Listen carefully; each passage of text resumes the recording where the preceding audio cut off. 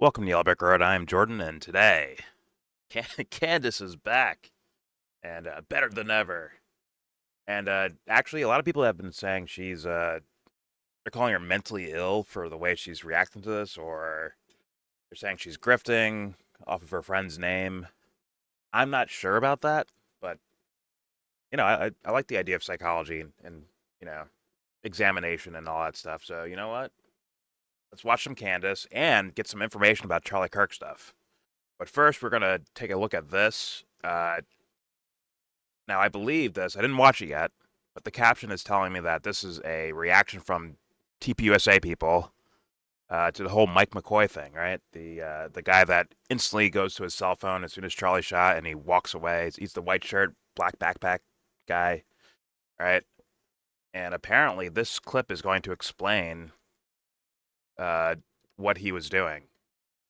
And also, before I get started, don't forget to share, support, hopefully donate to all the links in the description box. Check them out, read them, share them, then donate. All of it is very much appreciated. Also, please check out the Discord link if you want to join that. All opinions are welcome. You can talk about Candace. You can talk about movies. You can talk about video games. You can talk about politics, Charlie Kirk, whatever. Just nothing pornographic or grotesque.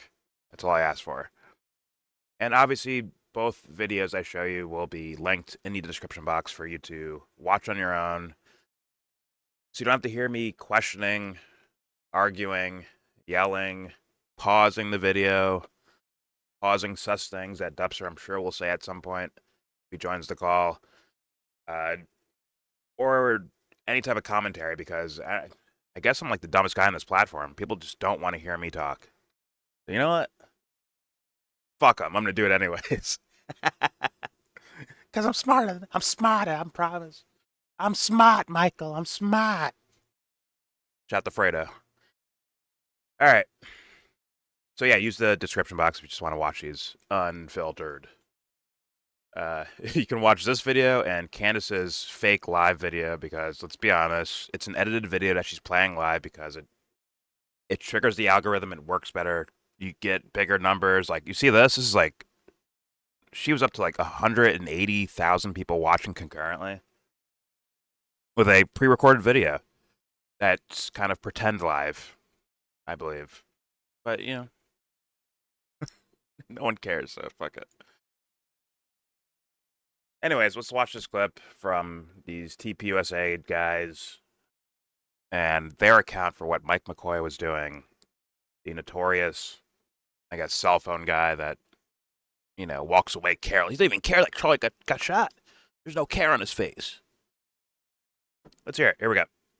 We got to do a little addressing of a video that went viral this weekend, and it's a video of Charlie's chief of staff. We made the decision that we wanted to address this head on because, candidly, there's so much intrigue, and I'm gonna do a generous thing. The intrigue is because people care about Charlie. Okay, so that part I understand. You're more generous than I'd be. Yes, and that's fine. And I am going to give you the.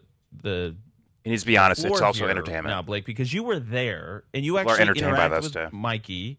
You were with Mikey. You left the scene and then connected with Mikey. So explain what the video is. All right, I'm not going to set the scene. I'm not going to wallow in it at length, but people have. It's gone viral and people have asked us to address it, and we're going to do so briefly. The video, without going way into it, is by, I can't even remember the guy's name. Someone made a video that is attacking Mikey, Charlie's friend, Charlie's chief of staff, a guy all of us know, a guy who we've seen on the show here the last few weeks. They are attacking. Oh, it's some guy. Okay. I thought they were talking about Project Constitution.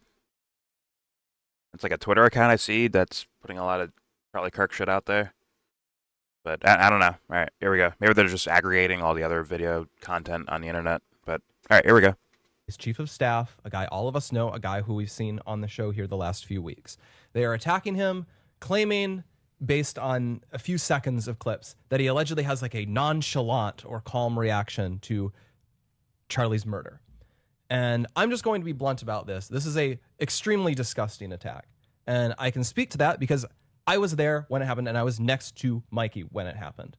And what I can say is, I can't say every single thing that happened, but I want to talk about this specific narrow thing, that the shooting occurs. I am next to Mikey. Both of us hear a loud crack. We both turn. We both see Charlie, who has been shot. Both of us, I think at about the same time, realize that that means there is a shooter who is on the scene. And, you know, you just hear the crack, so you don't know, did it come from far away? Did it come from close? Is there a mass shooter unfolding right now? So I and him both had the reaction of, let's get out of here before we are both shot. That is not us abandoning Charlie. Charlie had a security team. They all leapt immediately. Wait. I'm sorry to cut him off, but even I left room for the, because when I saw the video, different videos, some zoomed in, some a little bit further away. The Mike McCoy guy, he looks like I was like, oh, he looks like he flinches, which I think he does. He does flinch. But someone brought up something interesting, which is that he immediately goes to his phone. Like, which is like weird. Like, was he on the phone already? And I don't know. Maybe he was on his phone already. And then he's like, oh shit, let me take it off a speaker. Yo, something fucked up happened. But he's like, I don't know. He's like kind of walking away, right? I don't know. My guess would be that most people in a situation, when they see a gun, like they see a gunshot or they hear a gunshot go off, they see someone actually like directly hit by that bullet. They see blood and shit. They're like, what if he has more bullets? What if it's not a I'm here to kill Charlie Kirk thing? What if it's a I'm here to do a mass shooting thing, meaning I'm just going to keep shooting? And the way the McCoy guy reacts is not like mass shooter shit. Or it's like, oh my god, he might have more bullets. Let me duck. Right? Or what if he takes more shots at Charlie? Let's say he is targeting Charlie, he or she. Let's say they keep shooting at Charlie because they don't know if they got him or not, and they miss. Like, you're in the area. What if it hits you? So, that doesn't make any sense. I'm sorry. Like, there were other people like ducking and hiding and running and all that stuff, but this guy went right to his phone and walked away, which is just bizarre as fuck to me. Like, even like in that moment, you're not like on the phone like, oh my god, they just shot Charlie Kirk as you're like walking away on your phone. Like, oh my god, someone's shooting. I'm fucking ducking. I'm hitting the ground. I'm hiding behind something, whatever. And then once it clears up, then it's like, oh, you know, Dad, they shot Charlie Kirk, which we're gonna find out, I believe, in the Candace video that it was. I guess he was talking to his dad, allegedly or apparently. But either way, let's keep going. Here we go. That's just a lame excuse. It doesn't make any sense for the way that Mike McCoy guy was behaving. Here we go. To action, and they got Charlie out of there, which was what their job was to do. My job was not to get in the way and screw this up because like I had to be a hero. That was not my job. I remember even running past, both of us going past the SUV that we came in on, and me thinking, should I get in that car? And then thinking, no, that's a really stupid thing to do. And then I kept going. So I was not with Mikey, or I don't remember being with him. I think I was ahead of him as we left. And then we get out, and I run for, can't have been more than 15 or 20 seconds. And then I realized there hasn't been another shot, so the shooter has likely been detained or stopped or something, not in immediate danger. I pause, I look around me, and I see Mikey. Oh, and I see Mikey there. People wait, don't they? They wait for, all right, we got the guy. And they also say there might be other shooters. Isn't that the typical emergency scenario? Like, once again, in hindsight, yeah, we see all these details that were said about this situation, but in real time, you would like, it wouldn't be any surprise if there was a second, third, fourth shooter. Fucking 20 fucking people. According to the way these people reacted afterwards, like, that wouldn't be out of the realm of possibility at all. So, like, I don't know. Maybe they don't view themselves as like, well, I'm not important because Charlie's the main guy. We're not important, so they won't even shoot at us. Like, I don't fucking know about that, man. Like, didn't the Trump thing happen, right, last year? Wasn't there like 5, 6 shots going off that hit random people in the crowd as they were aiming at Trump? Like, come on. Like, there's no way that they analyze the bullets in real time. They just hear a loud crack and they're like, "Oh shit, get down." But this guy's like, "No, let me call an Uber, or let me call my dad." It's just weird. It is weird. There's no way around it. Maybe there's some sort of explanation for it, but it's just weird. There's no way around it, dude. So once again, these things that happen when people try, like, instead of trying to be truthful, they just defend their friends instead. Like, yeah, you end up turning your brain off and saying nothing. But whatever. Let's keep going. Here we go. Immediate danger. I pause, I look around me, and I see Mikey. And I see Mikey there. And I will never forget what I saw, because I've seen Mikey almost every day for the past 2 years. I know his personality very well. He's a very bubbly guy. He's a very happy guy almost all of the time. These are non-statements. And I'll never forget what I saw, because it was clear in the moment that he was profoundly freaked out. What I'll always remember is the way his lip was quivering, which I'd never seen before. Bruh. And you very rarely see from someone that he was freaking out. And then I think he literally said to me, I might be imagining this, but I think what he literally said was, then he was looking around, and then he says, I need to call Erica. And then he takes his phone and he begins calling Erica. And I don't want to disclose how that call unfolded, but he did that. Your mind extends all of this, but that is happening within a minute of all of this occurring. I remember he calls Erica. Around the same time, I pull out my phone and I call my mom just to say, "Mom, there's been a shooting. You're going to see it on the news. I'm okay. Pray for me. I've got to go." And I remember that call. And around the time I put that phone away, and then he immediately calls his dad. He calls Rob McCoy, and he says, "Dad, someone shot Charlie. You need to call all of your pastor friends. Charlie was hit. We need everyone to pray right now." And that's what he told him. And I guess it's very disgusting for me as someone who witnessed this, who saw Mikey hugely distressed and then step up in the moment, because after that call was over, I saw Mikey get total mastery of himself, that he realized he had to step up in this situation. And from that point, he was like a general directing a battle, where he was, grabbing people and saying, "Okay, we need to get to the hospital, and we need to do these things, and you guys need to wait here. I need to get in here to get information so that I can get it to Erica." And when we learned he was dead, he came out and he told us, and then he says, "Now none of you can say anything that you've heard, because Erica is not going to hear about this from anyone except me." Can I ask a question? I've just been thrown. Okay.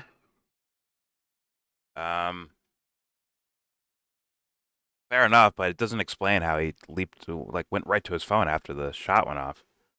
Like, was he walking like, "Oh my god, oh my god, oh my god," like in shock, just like doesn't even realize he's in a scenario where someone shot a gun, someone actually got shot, and someone actually got shot like feet away from him. Did he just go into straight shock? And I don't know. And they just stood up tall and walked away. Like, wouldn't you hit the ground? I don't know. Once again, it's a crazy scenario, so maybe that's normal, but my mind would leap to something like, okay, someone got shot here. That doesn't mean there's no more shots coming. Yes, there's supposed to be professionals around him, right? Either security that understand medical assistance, ex-military guys, ex-police officers that know how to do some medical stuff in real time in that scenario. Although I don't think we actually saw that, but either way, okay. Maybe you're okay, let the experts handle this. But if that fails, if someone keeps shooting and those guys get hit too, right? Maybe you're the next in line for emergency help. I'm just saying, whether it's to call 911 or whatever the fuck, or cases, be aware of the scenario. But standing upright and covering your one ear to block out the noise while on the phone with the other hand, turning your back on where a gunshot came from, is kind of crazy to me, right? Unless you're running, unless you're sprinting away, right? I don't know. I don't know. It doesn't make sense to me. I'll play a little bit more of this, but If it's like whatever, I'll move back to Candace. But here we go. Or I'll move to the Candace video. Here we go. Run into this 10 minutes ago, but there's a suggestion online that Mikey, Charlie's chief of staff, one of the most sincere people you'd ever meet, brilliant, Christian, kind everyone he ever met in his entire life, couldn't hurt a fly, was part of a conspiracy to murder Charlie. That's what's going on. Yeah. It's vile. It's utterly vile. Who would and, do this? like, What type of individual? Just to create content, do we think, or is there some? What's the ulterior? I don't know. I think a lot of this mindset just sort of fuels itself. It's sort of addictive in the same way a lot of social media stuff is addictive, or in the way like, honestly, something like pornography is addictive or something. Like they get really, they almost get they get a high off of the idea of like that they're doing something that's daring or out there. Yeah, and I just want to make one. That's daring or out there. You would have had more, like you would have gotten further with. Just it's always entertaining. People want to be entertained. And this is part of the soap opera of the Charlie Kirk case. Straight up. So, yeah, as far as content creators, yeah, some of them are grifting for money, for sure. 100%. I can't say who because I'm not watching all these fools, but at the same time, people that are actually taking this seriously and looking at it as like a crime that happened, like, yes, you have to consider all possibilities. And guess what? We're not best friends with Mike fucking McCoy. I'm sorry, dude. We're not his best friend. We don't know this motherfucker. Straight up. So guess what? People are going to be like, yo, is this guy part of something? Is it like, who is this guy? Why is he behaving so weird? They have to ask those questions. And I don't understand how you don't understand how why they're asking questions. Like, granted, once again, I understand it might be his friend. So I can empathize in that sense, right? Oh, it's my friend. He would never do that. What the fuck? This is stupid. So that's you try to insult people that may look over that information or content. Sure, I get it. But you should be nowhere near investigating the fucking case, right? Just like the people that are doing this for entertainment or a paycheck or views or whatever the fuck. People that are doing that, like, yeah. You guys belong in the same camp of, like, you watch from the sidelines. Let adults handle this. Because we actually care about, like, the situation here. Just saying. And, honest to God, it's like, good luck finding, like, how can you tell who actually cares or not? Like, good luck, man. Good fucking luck. Or who's here for cha-ching, cha-ching. Just saying. But, all right, let's hear more of their lack of empathy statements. Here we go. Another point, though, and this is actually to your point. You saw Mikey do heroic things that day. I saw Mikey do heroic things. I was not on site, but I immediately flew to Utah. We got a plane. Holy fuck! I have to pause it again, guys. Going so far in a direct, like, he's a hero, he's a saint, he's a, like, going that far in that direction is not going to help the thing. Like, you're trying to balance out people that are looking at him as suspicious. You're doing the same phenomenon. Once some of these people that are just, you know, way out there with their ideas or grifting or whatever, like, this guy's suspicious. Look at him. He's full of shit. Why would you do that? He's full of shit. Yeah, that. Then you have you guys calling him a hero, a saint, never hurt a fly. And I would assume most people would think, like, oh, it's probably maybe something in between there. Right? I don't know. Like, oh, maybe he had nothing, like, there's a good chance he had nothing to do with what happened there, but he also might not like Charlie in the same breath. Or, you know, he really likes Charlie, but Charlie was fucking with the money, so you gotta get him out of here. Whatever. Or maybe someone threatened him. Like, maybe it's like the dark voice. All right, Mikey, if you when the job is done, you know, hold your phone in the air until the job is done. Good. Now talk to me. Is he dead? Good.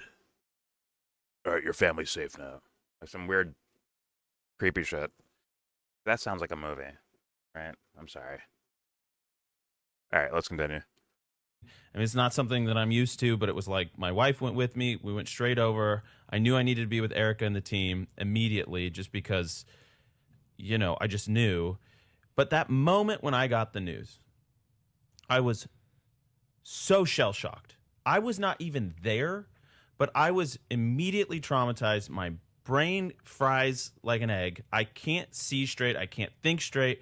All I knew is that, like, what's happening? My wife came in. She like hugged me. We started crying together, and I can't even remember those moments very clearly. I wasn't even there. Mikey was two Mike has steps talked away, about that. and and I asked him. I was like, "Do you even remember the moments after?" He's like, "I can't. I can't even really remember. I know I called Erica. I know I called my wife. I know I called my dad. I can't even really remember the steps I took. I The can't." internet wants to know But in what here's the order. last thing I want to make a point of. And Charlie, because Charlie had given me similar instructions along the years, said if anything ever happens to me, you call Erica. Yeah, that is, that's the and other he thing. drilled that into Mikey's brain so that when this moment of trauma happened, that he turned around and he knew he had to do it. And by the way, I just last thing, because this is part of the video. Okay, but you're gonna see in the. I mean, you've probably already seen the clip. Like, does he dial anyone? I don't think he dials anyone. It's just like if he was on the phone already, then that'd be like he didn't just call Erica. Maybe maybe he was talking to someone else. It looked like he was scrolling on Instagram, dude. Maybe, but that'd be. Uh, I don't know. Jumped the gun. I don't know what he was He called doing. it too soon. But the phone went right up to his head, right? Like I gave him the benefit of the doubt in the sense of like he did react like holy shit, like his body like shook. He's like oh fuck, but he also put the phone right to his ear. It was like, did you say Alexa call Erica? It was like was that what happened? It's like I don't know. Google dial Erica. Like I don't fucking know. I mean he put his hand to his ear to block out the noise, right, of the crowd reacting, so that he could hear what's on whatever's playing through his phone speaker at the moment, right? But he did do that. Like he did it immediately. He like freaked out, and the phone went right up, and he started like it doesn't. It's like there's no way he dialed anyone, basically, right? Even if it's like in a saved contacts list, right? There's no way he fucking. I didn't even see him do that. It just went right to his fucking ear. Then he walked and walked and walked.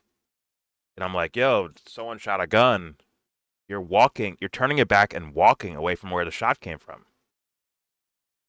Right? He sees it, right? He's right there. He can see that it hits Charlie in the front of his body, right? Like the front half of his body, not the back half of his body. So I'd be like, oh shit, the shot came from in front of him, in front of Charlie. Is there any chance in hell? I don't care what, like, you could be you could be untrained, you could be traumatized, whatever. Wouldn't the worry be like there's more shots coming? It wouldn't be like let me turn my back and walk behind a tarp where bullets can easily go through. Let's say they keep shooting at Charlie. Aren't you supposed to be like? Maybe you're not thinking about that all in real time, but you're thinking about something has to be there as like a reaction, right? There's some sort of instinct that you've been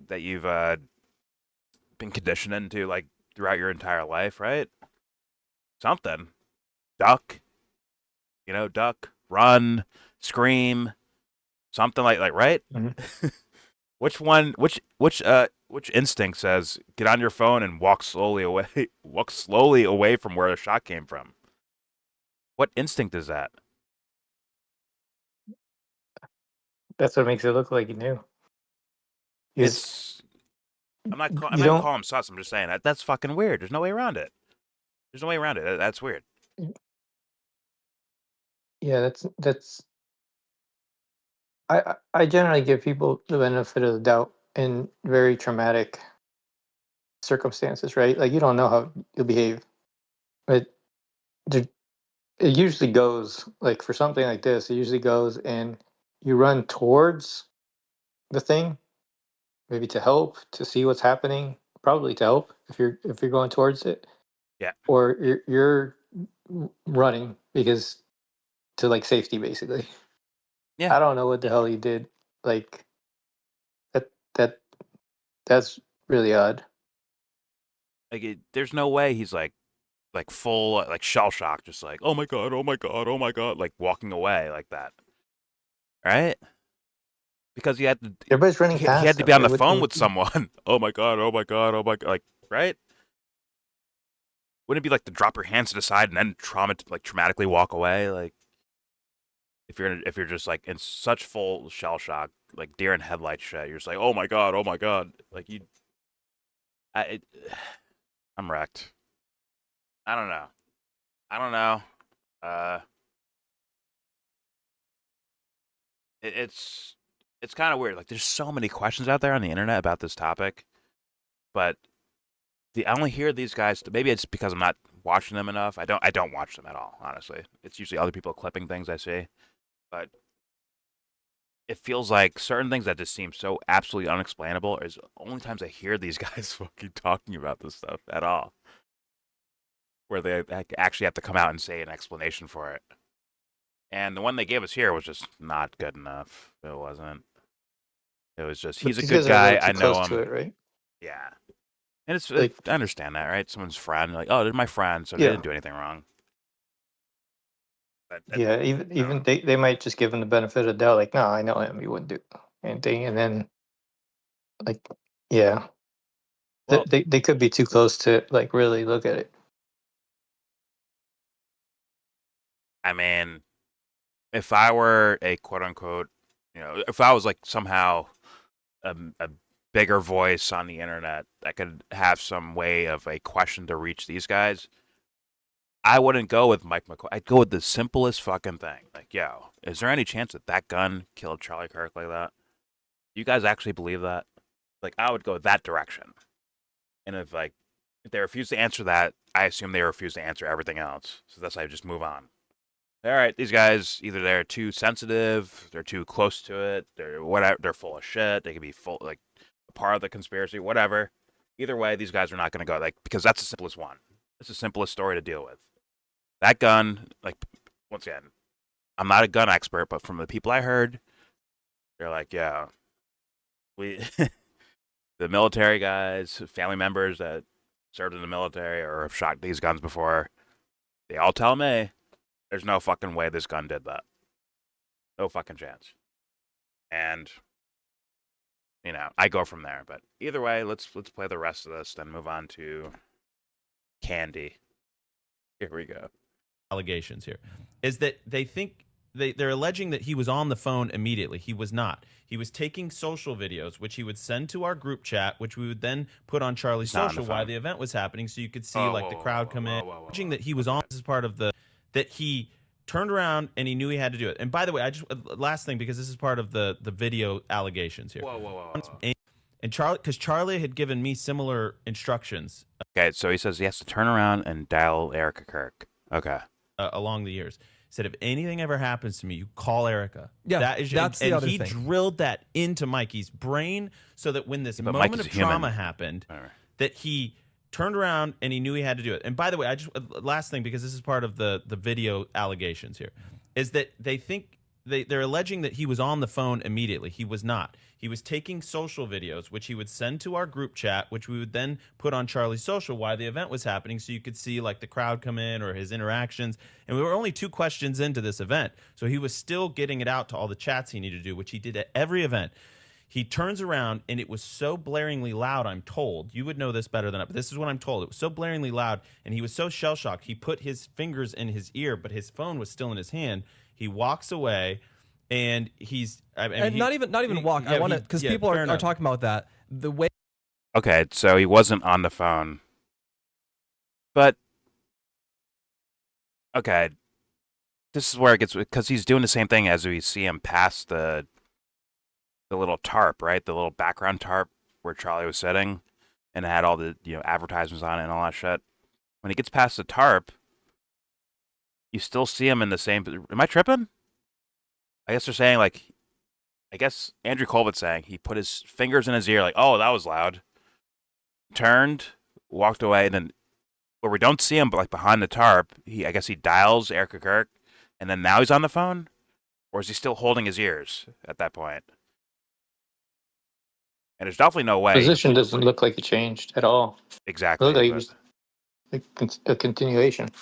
Exactly. I mean, then we see him like later on, like way past the cars, like like past the SUV they put Charlie in. Like he's like kind of well past it. I don't know how far, like maybe 50 feet or something. I don't know, 90 feet.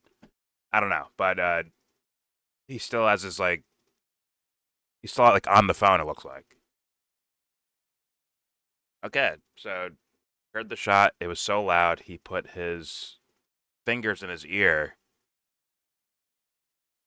But I, but the gunshot was supposed to come from way the fuck out there, right? Like 140 yards away, allegedly, or somewhere else. It wasn't like next to him, right? Right? Does that make sense? I don't think that makes sense. I don't think that makes sense. Because also, like, I pointed out the flinch thing, right? Where he flinches and then he raises his hands up to his, like, he's like hands almost shaking. Then he raises his hands up. He's like, man, it's so loud. Let me cover my ear. Like, he already heard it already. He already heard the shot. Was he like, oh man, more shots are coming? Let me cover my ears? Does anyone buy, like, does that make sense at all? Am I tripping? Does that make any fucking sense? Like, he already, like, he's not there waiting for a gunshot to go off, right? So it goes off, let's be honest, a decent amount of distance away, which is still pretty loud, right? Considering it's supposed to be like a high-powered rifle. Like, okay, it's still pretty loud. But like, he already heard the shot. So what, he heard the shot, he's like, oh, damn, that's so loud. Let me cover my ears after I heard it. Is he not worried about more shots coming through? I don't fucking understand that. He went to I think cover it's his impossible ears? What? that he's talking about gunshots. Wait, He's Jesse, make There's that one make shot. sense. Make that make So- sense to me. Would you do that in any situation other than like a gun range? Or it's 4th of July, you know firecrackers are going off? Okay, let me cover my ears. No, But- I could picture for the crowd noise. I could picture that. Like you cover your ear to like try to talk and hear. Yeah, that's what I thought I was seeing. But Mhm. he's saying the crowd. gunshot made him cover his ears. Does that make fucking sense? All right, whatever. Maybe I'm crazy. That doesn't make any fucking sense to me. Cover your ears after the gunshot goes off? Does he know it's a gunshot? I assume he knows it's a gunshot because you guys just said he's feet away and he can see what's happening. That makes no sense. This is one of the weakest fucking things I've ever heard in my life. I'm gonna play it all back because I want to make sure I'm not fucking tripping, and I want you guys to hear it again. Here we go. Last thing, because this is part of the video allegations. I'm wrecked. Is that they think they're alleging that he was on the phone immediately. He was not. He was taking social videos, which he would send to our group chat, which we would then put on Charlie's social while the event was happening, so you could see like the crowd come in or his interactions. And we were only 2 questions into this event, so he was still getting it out to all the chats he needed to do, which he did at every event. He turns around, and it was so blaringly loud, I'm told. You would know this better than I, but this is what I'm told. It was so blaringly loud, and he was so shell-shocked. He put his fingers in his ear, but his phone was still in his hand. He walks away, and he's... I mean, And not even walk. I want to, because people are talking about that. The way it was is we had a court. I think this guy realized that shit made no fucking sense. I mean, at some point, like this is getting weird.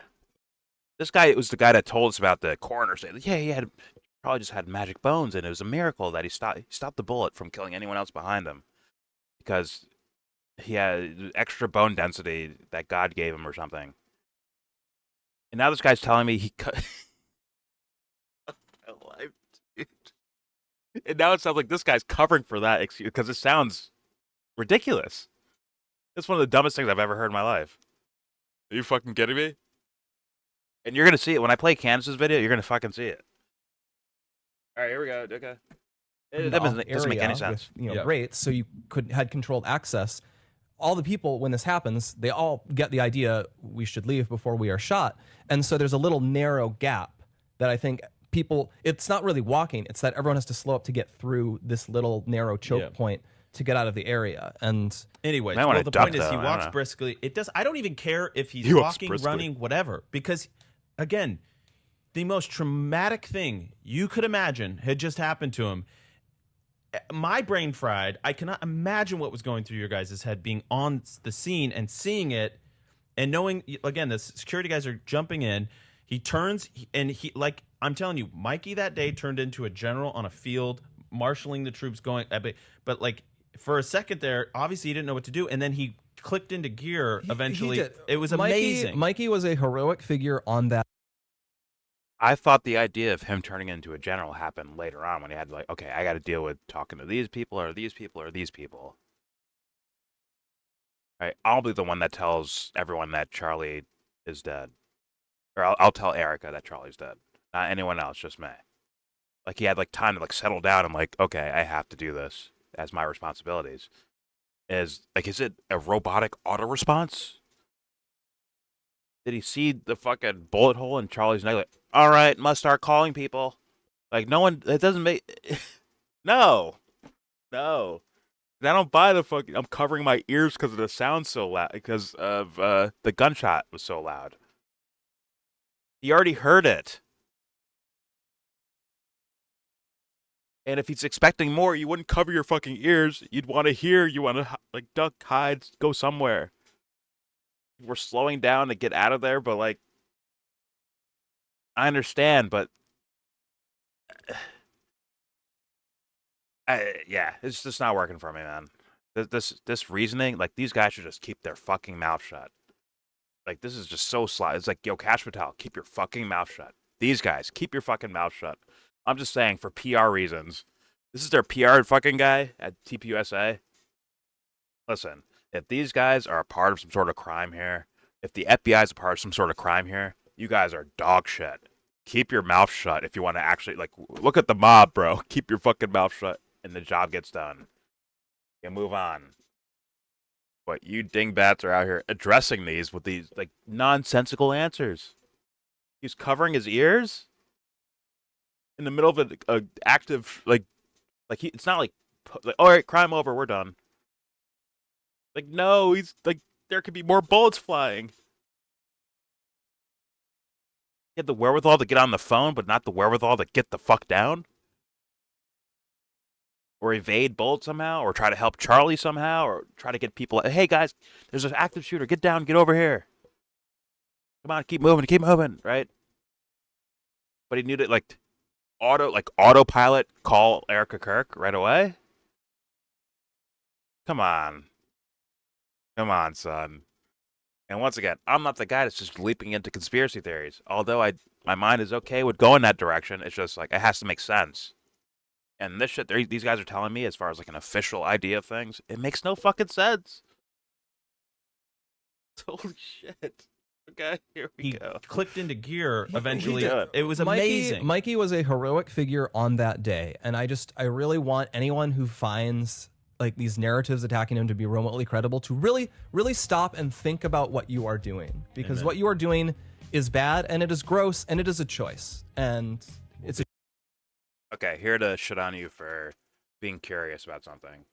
Once again, the entertainment guys, yeah, you're trash. Like, people here strictly for entertainment, yeah, you're trash.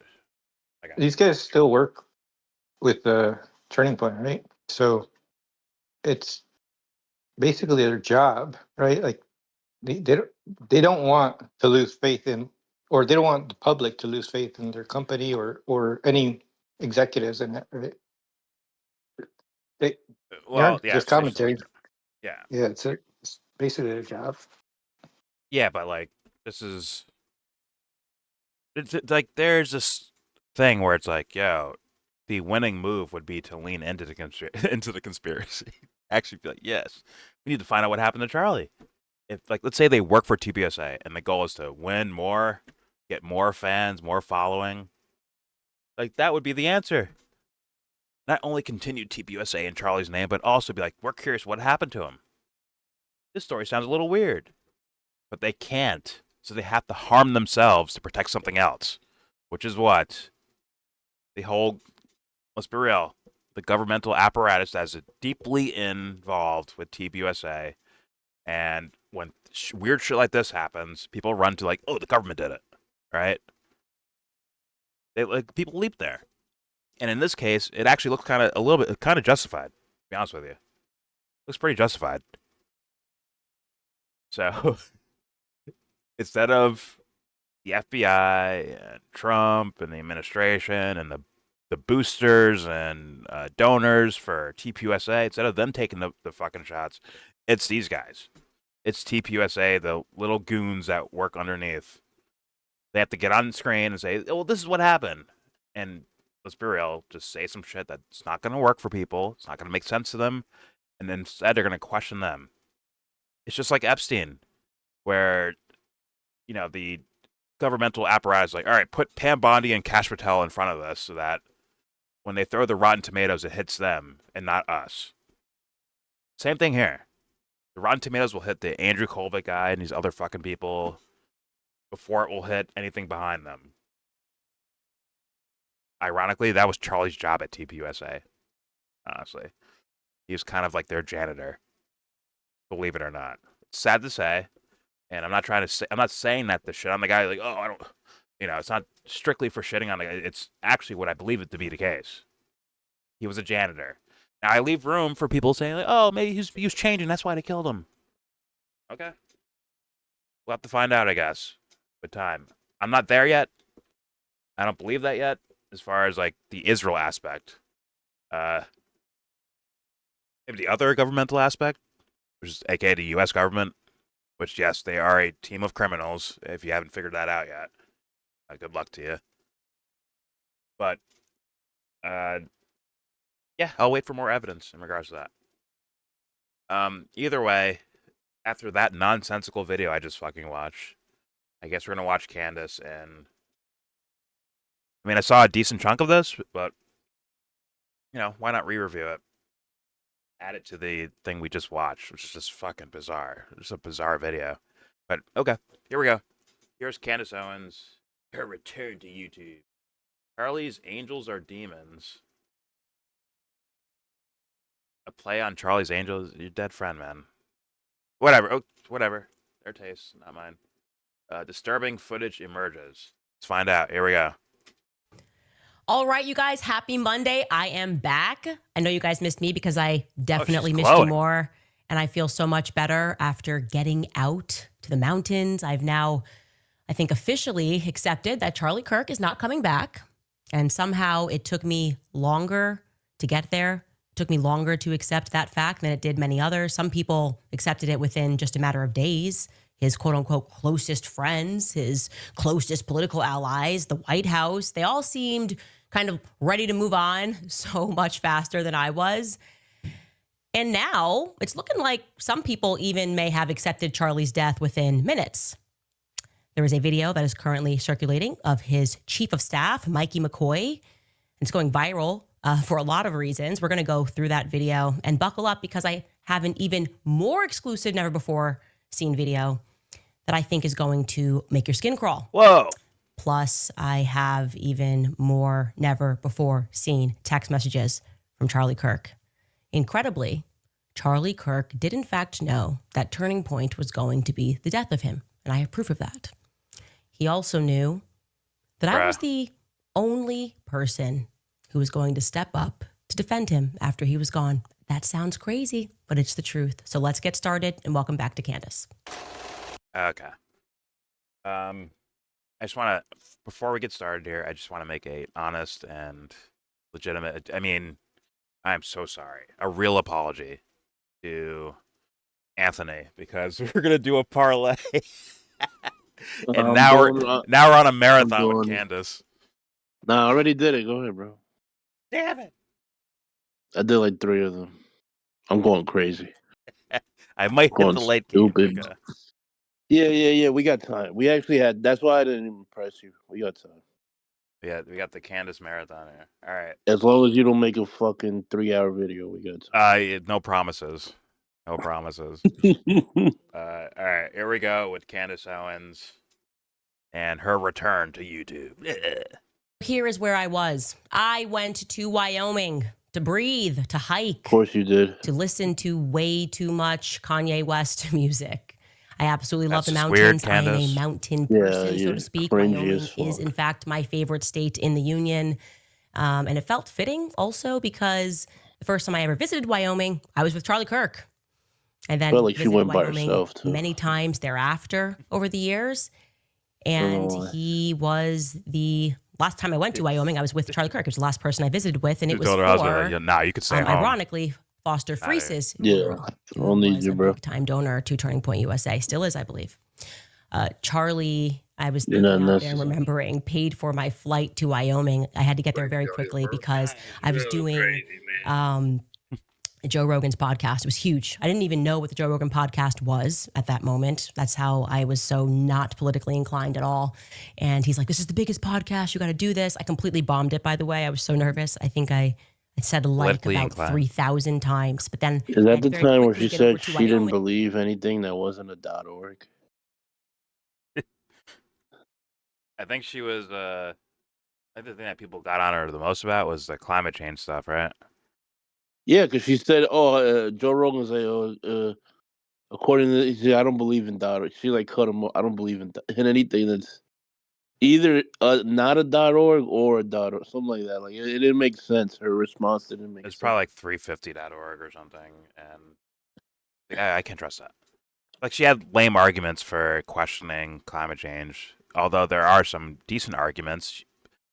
There's some decent arguments to counter climate change for sure, but Yeah. she didn't have them, and thus looked stupid. Of course. Let's be honest, like she's, a political debutante. Like that's what she's out here celebrating private prisons and shit. Like she had no idea. Like she's like a ditz, like a dummy, right? But now she found her lane. Question Israel and Bridget Macron's penis. All right, here we go. Because Kanye had invited me to his album release party. And again, ironically, where he held that album release party would be where years later, Foster Friess would have his funeral. And so Wyoming felt fitting. I fished while I was out there. And so I want you guys to know another fun fact about Charlie Kirk. He hated fishing.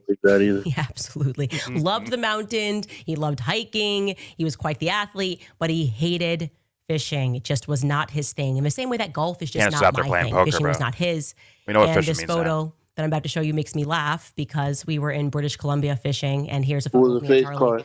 And I was so excited about this catch. Charlie's eyes are closed here. And as soon as, I think it was Don Jr., it might have been Corey Lewandowski, hit flash. Okay, I'm not trying to be a dick. I'm really not trying to be a dick. That shit looks fake as fuck. It looks like NBA. Like Charlie don't even. Yeah. Is she really there?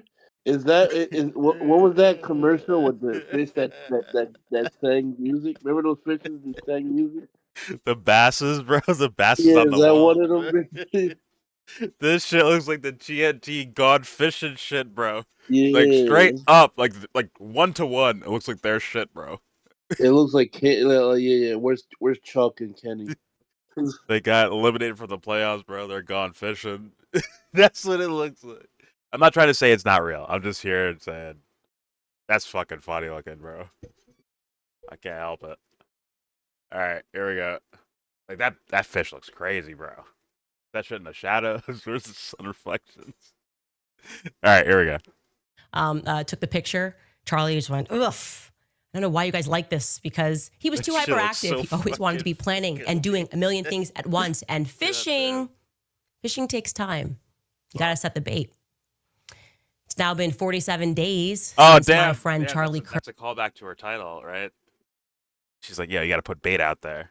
It's like, wait. Now I'm freaking out. Did you go to fucking Wyoming and then bring up the Wyoming trip with Charlie, who hates fishing, all for your title? Like, yo, it's time to set the bait. Like, it's not in her title. It's in her thumbnail. It's like something about, let me make sure. Like, she's like trying to do like double entendres, extra stories all behind this shit.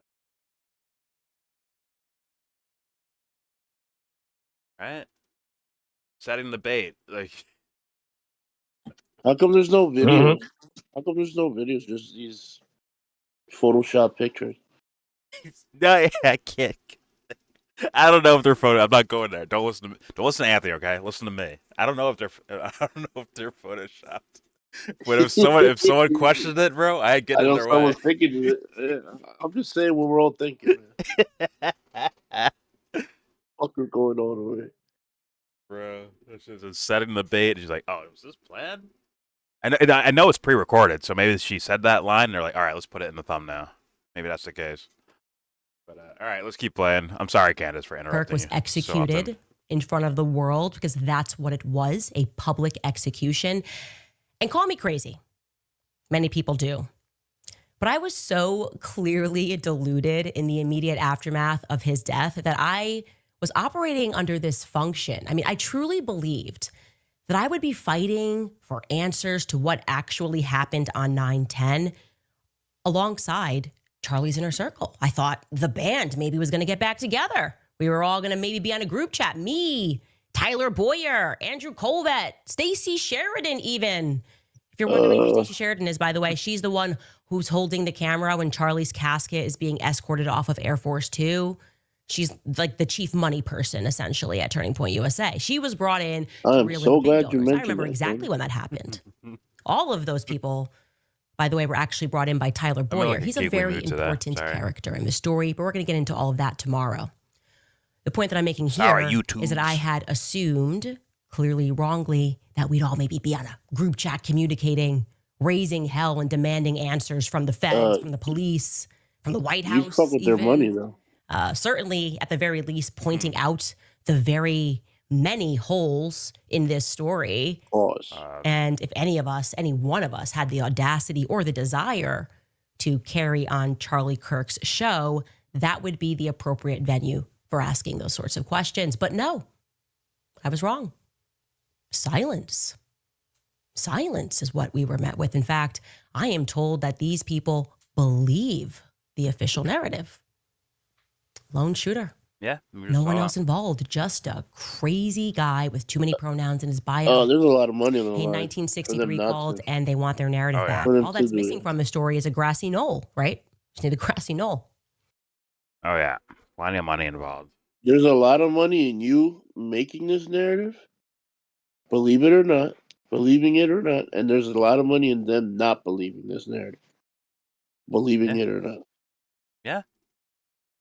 Which is Their unfortunate. life, their like way of life is on the line if they start asking questions they shouldn't be asking.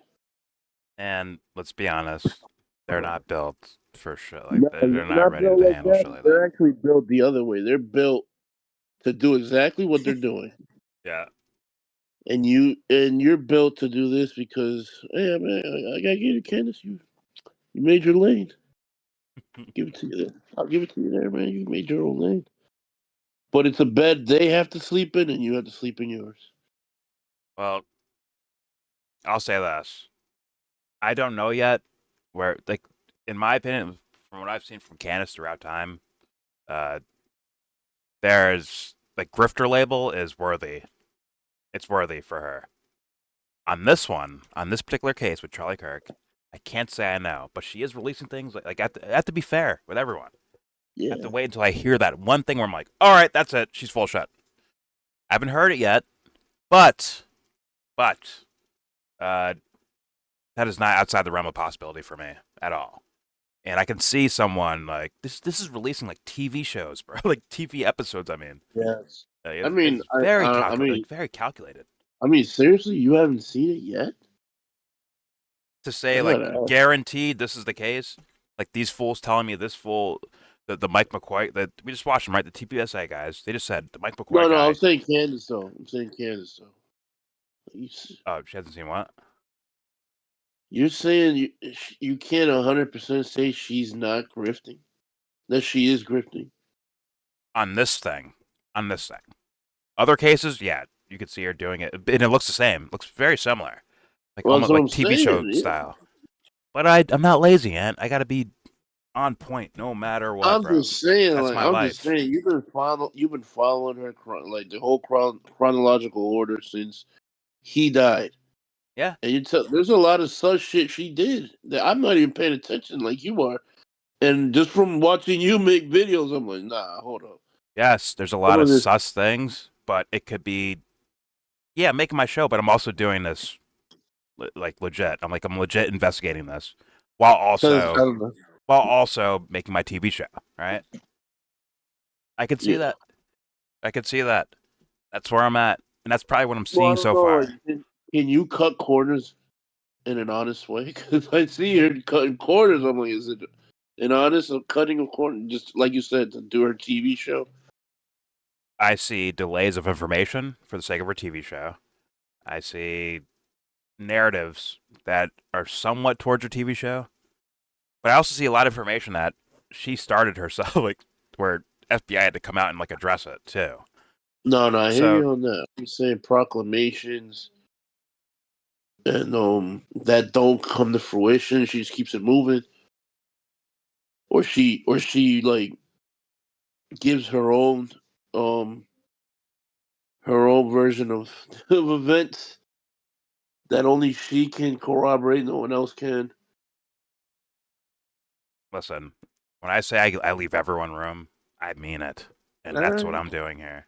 I I'm leave just everyone saying. room until there's for me, at least for me, the blatant IQ test of there it is, right there.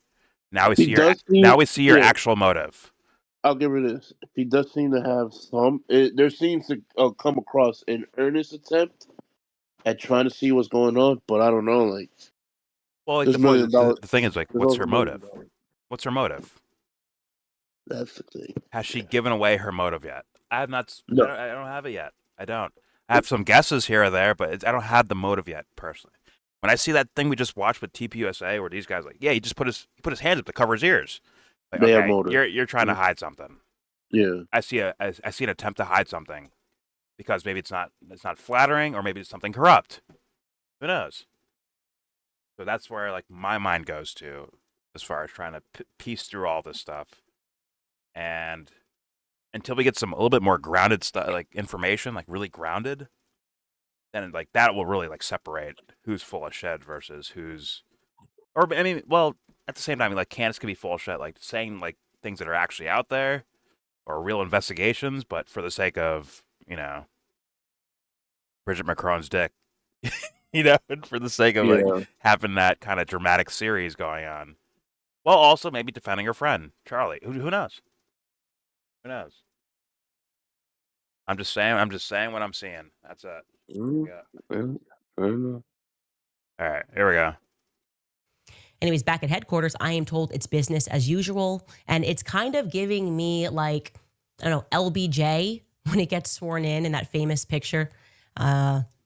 Unfortunately, sworn in. Unfortunately, of course, he's sad in this photo. Gosh, he's obviously not wanting to be the president of the United States. Sorry. I have to pause it again. And for all the people that are like, shut the fuck up, Jordan. Let the video play. I'm saying this now, so you all heard me say it. She went to, at first, nice to TPUSA, right? Now she's like, what are these guys doing? She's been going after the FBI. Then she started going after the Trump administration itself, Israel, a lot of things, right?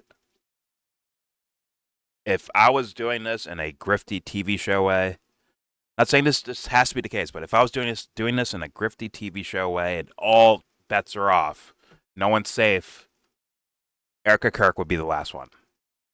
She'd be the season finale. If I was writing a TV show, I'm just saying. If I was writing a TV show, Erica Kirk would be the final episodes. Like, she's the big bad boss, and then Candace officially goes after her, which will have, instead of 200,000 viewers, she'll have 500,000 viewers concurrently. I almost guarantee that, especially if there's a response. If I was doing TV show shit, that's all I'm saying. That's all I'm saying. But let's continue. Just remember I said it, though. Give me credit when I get it. Or if I get that right, give me credit. All right, here we go. JFK was shot and killed, and now LBJ has to step up, unfortunately. But I got to be honest, I wasn't there. I don't think LBJ was actually that upset. I don't know why. Right. Vibes. The vibes just aren't vibing for me in that picture, but maybe he was.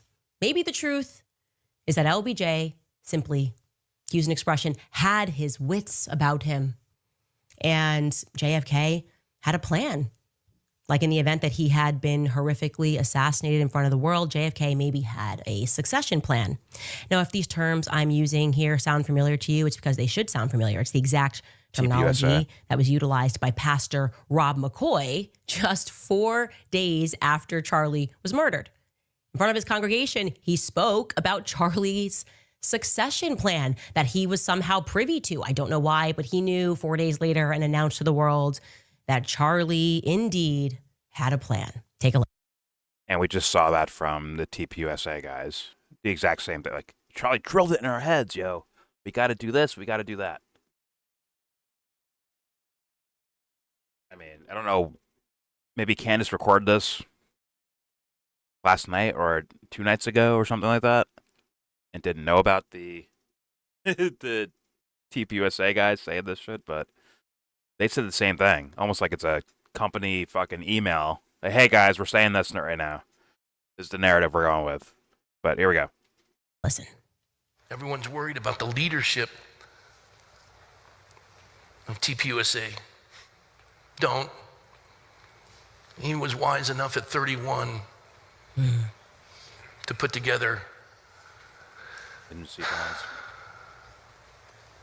a plan for succession. It's very clear what they decided, and they're implementing it now. Amazing.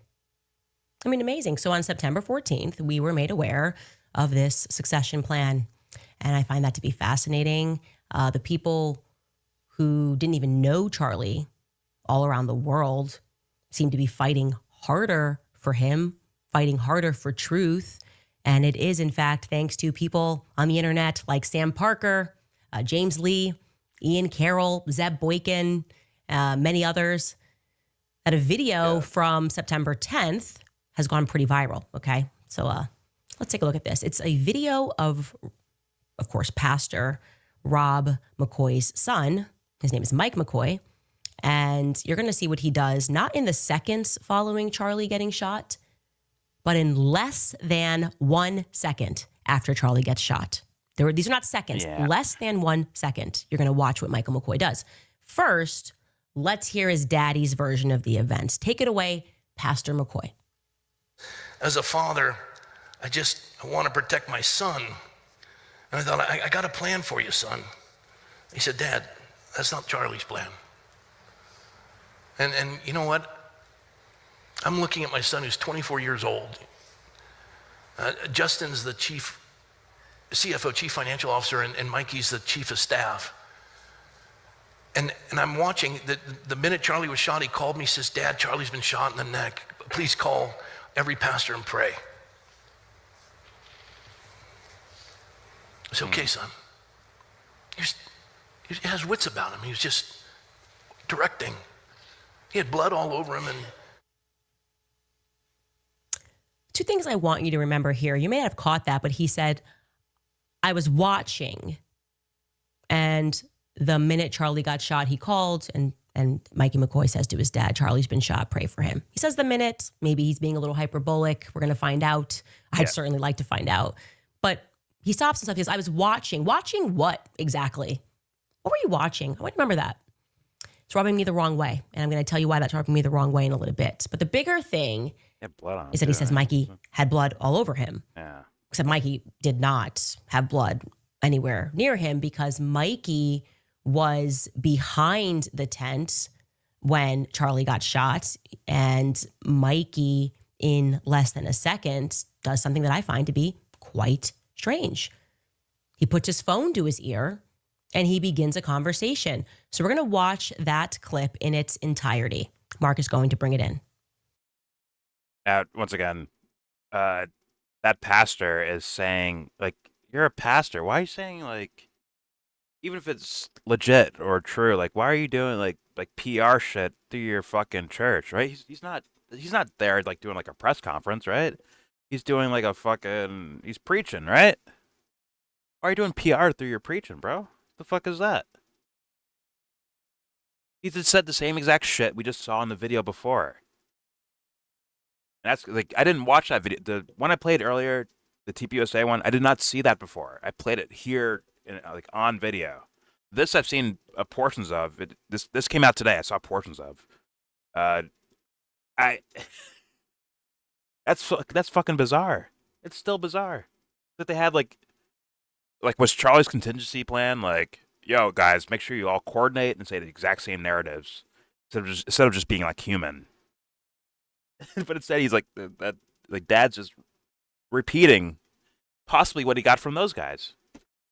Andrew Colvett, right, the head PR guy that Candace was quick to extinguish blame from or suspicion of. I mean, maybe now she's suspicious, but originally she said, "Oh no, leave him alone. He doesn't know. He's just a PR guy. He just repeats what people tell him." Maybe he's still doing that, but still, like, at a certain point, you got to be a human being, right? This is okay. Keep playing. I find this very weird for alleged friends to be dealing with each other. It's just weird. But here we go. Fuck.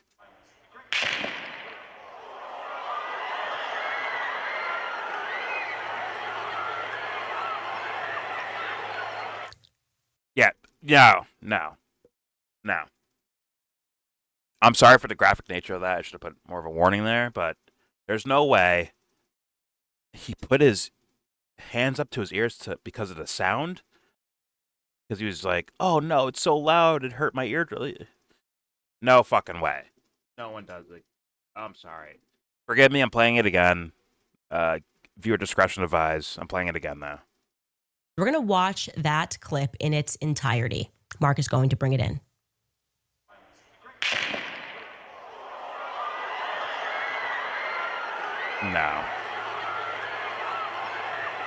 No fucking way. Nah. So we decided to slow this clip down, and we're going to watch this clip slow down so you can see I saw the that startled it is this time. exactly 830. What's up? I didn't hear I you. saw what you said before. Like, it's hard for me to tell who's who, even though they circle it. They're circling like 3 people. But I saw what you initially saw, that somebody was like startled. Like, Yeah, the white shirt with the backpack on. He Yeah. like flinches, right? yeah, like It's his loud whole enough. body shakes like at the moment of the shot. Yeah. Now, what I saw ended up seeing more clips later on that show more of like a little bit of his upper, like the camera's like higher up instead of like hyper zoomed in. He flinches, but then he goes right to his phone, and TPUSA is telling me he's covering his ears. That doesn't work or make sense. With all of it, it doesn't make sense. And Candace is going to show how it doesn't actually work. Granted, she might not have seen the video I just played earlier for you guys, but here we go. 34 milliseconds from the time that you hear the shot. That is how long it takes for Mikey McCoy to put the phone to his ear. Now, why is that precise timing so important? Because there's no dialing. Mikey didn't have time to dial, okay? You can't dial and put your phone to an ear in 0.834 seconds. The next time that you're going to see Mikey McCoy, as we just showed you, is in just under 2.5 seconds on the other side of the tent. He's on a phone call. So we can track Mikey, but let's watch the clip again in milliseconds so you really grasp how quickly this transpires. I'm sorry. Doing a Siri? I'm sorry for pausing this, but once again, TPUSA said he was like they told us what because they're still working with it, right? So they got his testimony, right? And the Mikey McCoy guy said or told these dudes that like, okay, he was scrolling and he was not scrolling, he was putting out social media posts about the event, right? And taking pictures or maybe video recording, whatever the fuck he was doing, right? He's doing the internet shit to showcase, hey, Charlie Kirk is here, TPUSA, hashtag, Charlie Kirk, whatever, right? And then the shot goes off, and TPUSA tells us he puts his fingers in his ears, hands up to his ear because it was a loud shot. But I'm like, in what scenario do you briskly walk away when there's a gun went off? And why do you, what would be the point of covering your ears after the fucking shot went off? It doesn't make any sense. And this is making me think that Candace did not see that video. She didn't see that video. And it's almost like these guys responding to each other instead of you know what I mean? Like it comes off like they're responding to each other, but not saying each other's names. Well, I mean, Candace is saying TPUSA, but is I got a okay. question. From Yeah. My question would be, like, like the story is that he called the wife to tell her, he got shot, right? We don't know when he And did like, that. The initial thing that they're saying is that he put his hands to his ears because it was a loud yeah, shot, a loud noise, which but doesn't she was the he saw first the person he image. went to call, right? Like that's who he called. Maybe a little later, but like that's the first person, Possibly, yeah, right? possibly, I guess. Yeah. He was close and he saw he got shot. But for how long did it take for him to turn around? Like, and the reason I asked that is because when we watch him get shot, is remember the other guy is able to like run across. I mean, he was very fast, but he run across. You were saying it looked like you pushed him, or I guess he did push him, but He pushed him over, um, bro. That's where I'm going with. yeah, and like, but it takes like a second or two for him to like actually fall, or Yeah. you know what I mean, like where like okay, He's he's hurt. not only hit, but that's it, right? Because No, it should take longer I than don't think that. even people knew that for a while, but Well, no, he you can get just hit in the shoulder for all he knows, right? You could be hit in the shoulder. He's like, oh fuck that! Like, it's a high-powered, speeding fucking bullet, bro. You could get hit in the shoulder, right? Oh fuck, Charlie, you okay, man? Like right. That's the what I medical mean. guys Like, could be working on him, and he could be like, and let's say Charlie got hit in the shoulder. Like Charlie's like, yo, call my wife, man, right? yeah. That would Well, but why would he just walk away? Like turn his back and walk away. yeah. If his instinct is to run, that's one thing. But He didn't if run. he's Fuck. What? yeah, he didn't run. But like, but that's an understandable instinct, right? If there's a gunshot, you want to not get shot. But if he's going to relay the message, like he didn't. I don't know if he spent enough time to really see like if he's okay or not. If that's his where his head is at, like like if Yeah. he's gonna make it or not, right? No, I would think he. Well, my guess would be that he'd be thinking about, am I gonna get shot too? Like, who would think of just Okay. one shot going off and then that's it? Right. So and that's fine, but that would mean that he turned and left, which I think is understandable to turn like to leave if you're trying to like not get shot. But what I'm saying is that he left before he got a good look to see if he's all right. Like he wouldn't have maybe the enough information to like relay other than hey, there was a gunshot, looks like you got hit, Yeah. right? I get what Like you're saying. I get what you're saying. Like what's he gonna say on the phone? Like, yeah, Charlie got shot. I guess would be the most you could say, right? And right. he looked like he didn't move like, oh, he's a coward. He just wanted to hide. He didn't do that either. No, He he moved was away, but upright. it was like this like this is some normal shit to me. That's how he moved away. He didn't move away with like a sense of urgency. He moved upright. Like Yes. upright. That's like you wouldn't like even if you call like, oh my god, I gotta call Erica immediately. This is my instinct to do. Let's say that was his instinct. Wouldn't it be like, let me preserve myself to be able to even make the phone call in the first place? Meaning like keep your head down, duck, whatever the fuck. But instead, he just like kind of briskly walk, like as Andrew Colvett said, briskly walks away, like turning your back on where you're aware the gunshot most likely came from. Right? Yes. It's like, and did you think like there's no way anyone would think like, okay, it's one shot and done. Who would think that? Never think that. Never. One shot and it's over. Like you wouldn't think that at all. It's like he knew it was one shot. So no, I don't want to. I'm not saying he did, but He's Right. walking where like that's not some like fucking 30 inches of steel right there. It's a fucking tarp, right? It's a tarp with advertisements on it. He's walking in line where the bullet could possibly go and hit him. He's walking upright, not looking. reminds me of like Isn't that Nick weird? Cage. It's like reminds me of like Nick Cage, where like he knows every move that's gonna happen 30 seconds before. Oh So yeah. that's kind of how he was moving, bro. Like it was a movie. Like that's the one that freaks me out the most. Is definitely not thinking like, man, maybe there's more shots coming. Mhm. If you didn't see Charlie get like straight up killed, let's say you just saw Charlie's body react, but you didn't see like the bullet hole in the neck or the blood coming out, you would like, man, what if this guy keeps shooting? I'm in the area. I'm in range. Yeah. Yeah. What if the guy just hates TPUSA altogether? Like, let me kill all of them. Like these thoughts, once again, he's not gonna sit there and write a novel in his head, but he's gonna have like certain reactions, like oh, like really quick thoughts of like, oh fuck, oh fuck, oh fuck, right? Like normally you would think that if you're just absolutely unaware of the scenario, what's gonna happen? Even like fight or flight, man. Exactly, that is what that is.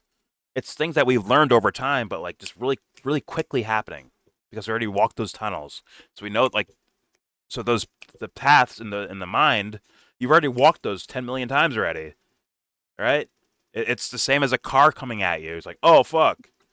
Let's say a car swerves out of the way. You're on, like, you just start walking across the freeway, and a car is like about to hit you and swerves out of the way. Like, well, all right, I'm good. You turn your back and walk away slowly. Like, you don't do that, right? Because there's gonna be another car. We just know this. Yeah. We're aware of this. We Doesn't take see a it so novel. often too. School shootings. Yeah, Recently, there was the Las Vegas shooting.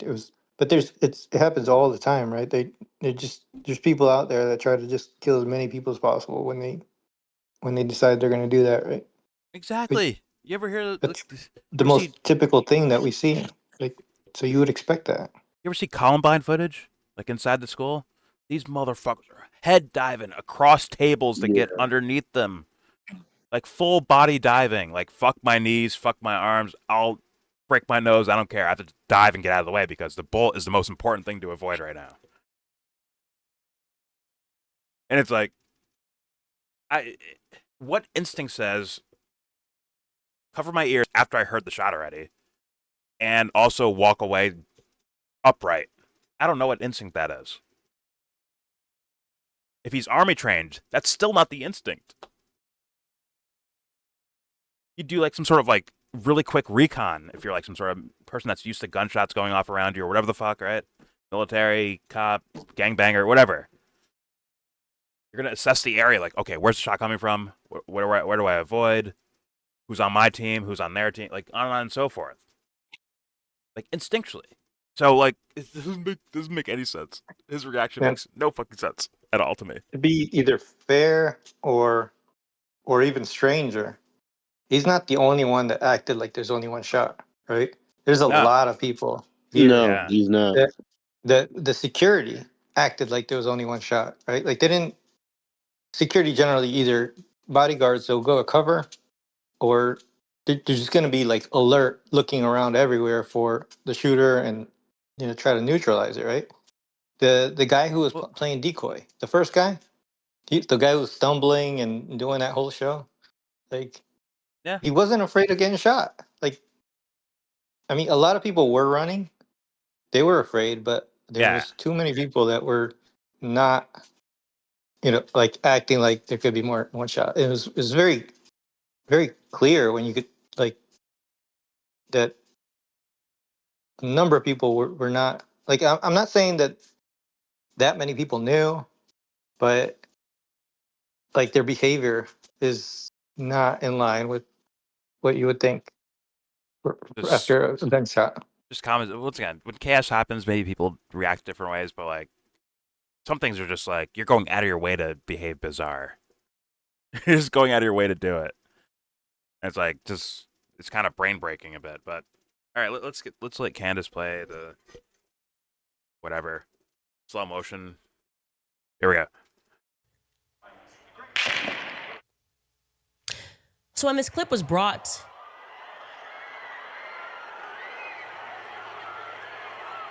there we go. We're tracking that. He looks almost like Yeah, a when the clip robot. was brought to my attention, So I weird. obviously have a file, a big folder of files of every angle, and I decided to track Mikey from every angle available to see, like, maybe we just missed it, and he did at some point put that phone down, dial a number, speed dial, hold down one. I don't know.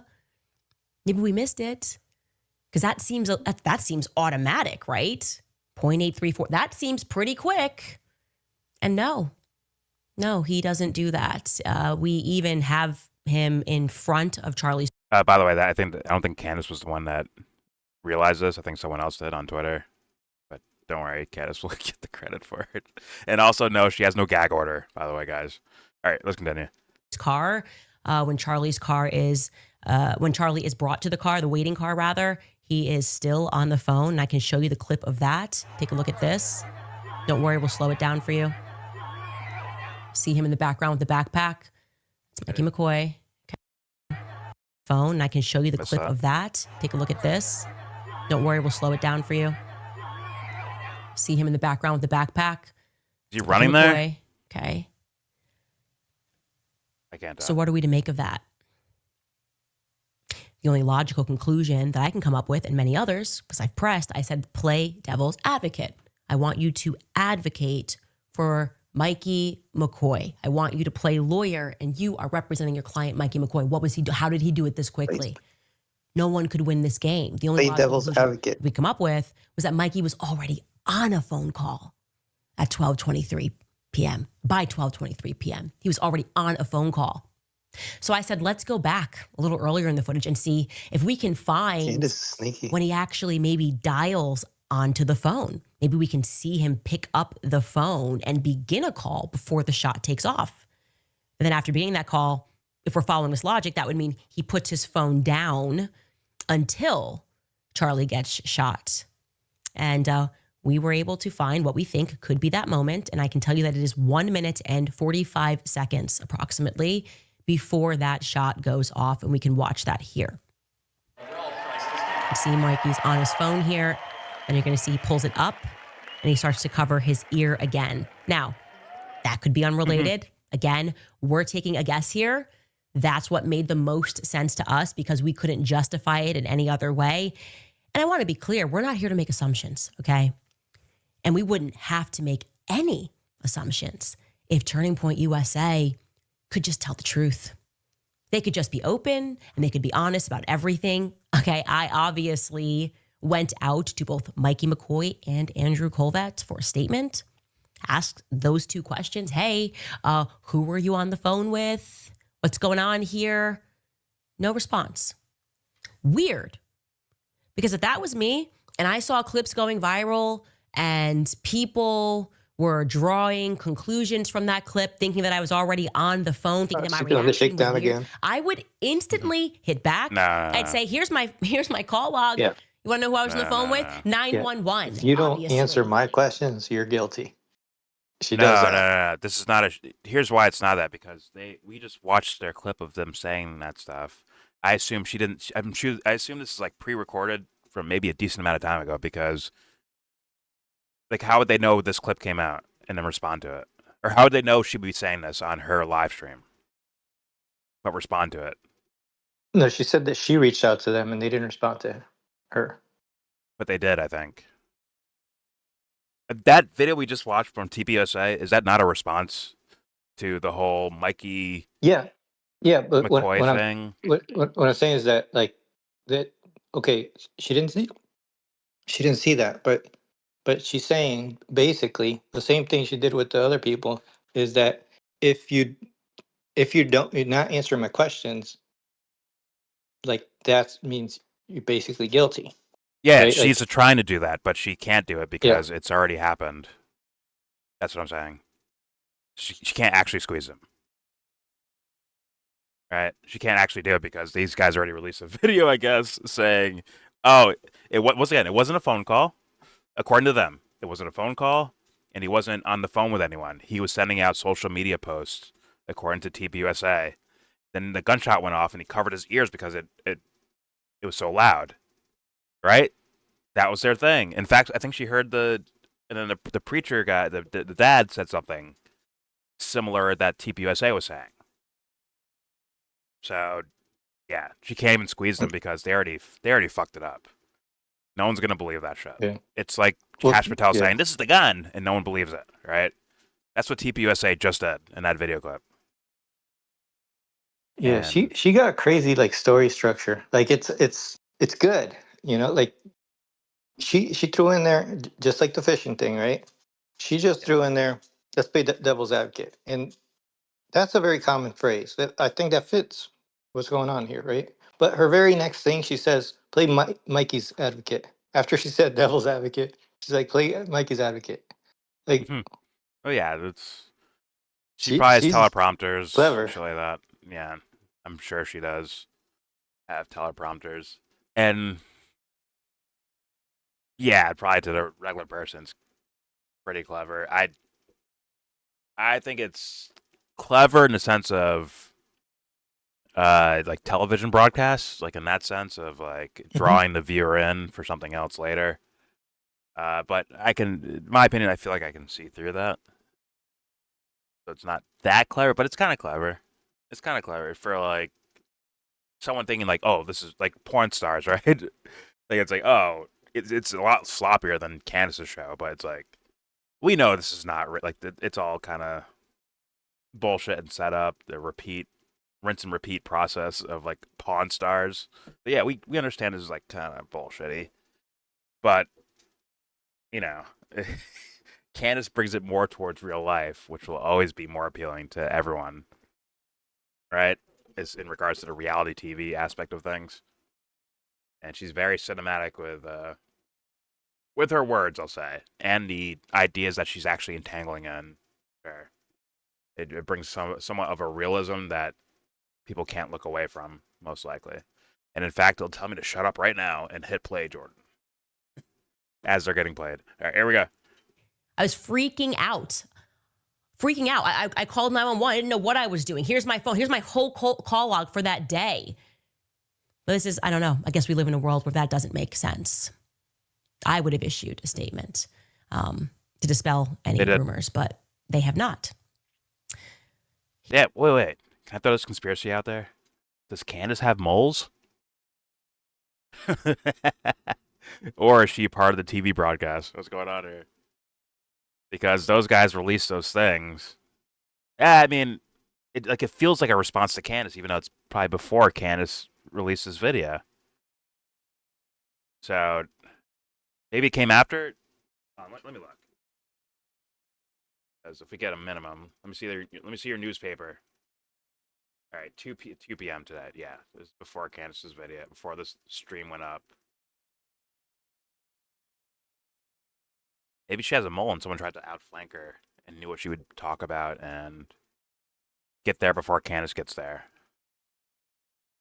This is so fucking bizarre. Like okay, here we go. Here's what I want to say, and I honestly, I understand I'm preaching to the choir here. Everything about this is wrong. You know it, and I know it. But I actually know it better than most because I helped build that organization. And that's why I am almost the perfect person to discern what is normal and what is abnormal in terms of what happened at that college campus event. In fact, when I did my tribute to Charlie, this is unbelievable. Remember, just after he died, I posted a video to my friend Charlie Kirk, and I shared a clip of him at a college event, and he and I were laughing, and I'm going to show you that clip in a second. And I said, I don't even know which college this is when I showed the clip because I didn't know what college it was. And unbelievably, it was UVU. I kid you not. Let's rewatch that clip. If you aren't wealthy, white, and male, Charlie Kirk is not your friend. What do you think? Not my friend anymore? Are we not friends? Is that right? Find out? Holy Disney. Find out a sign outside of a thing, an event that we just did that you're not my friend? Go figure. That is unbelievable that of all the clips we picked that, and I had no idea it was UVU.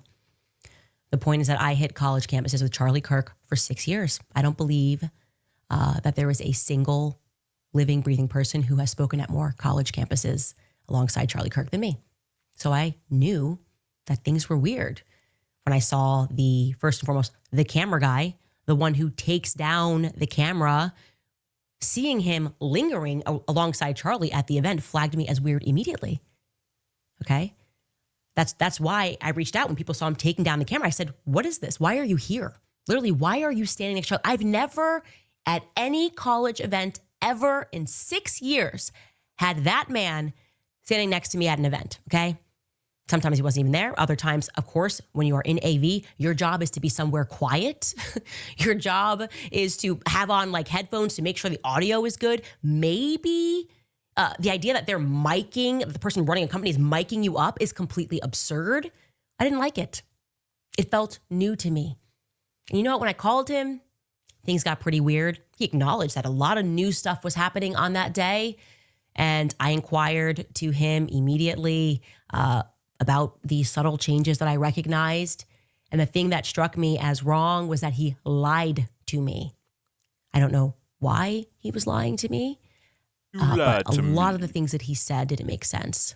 And I'm going to speak more thoroughly about what it was that he said, because obviously I recorded the phone call. I, of course, asked him why he took down the cameras so quickly.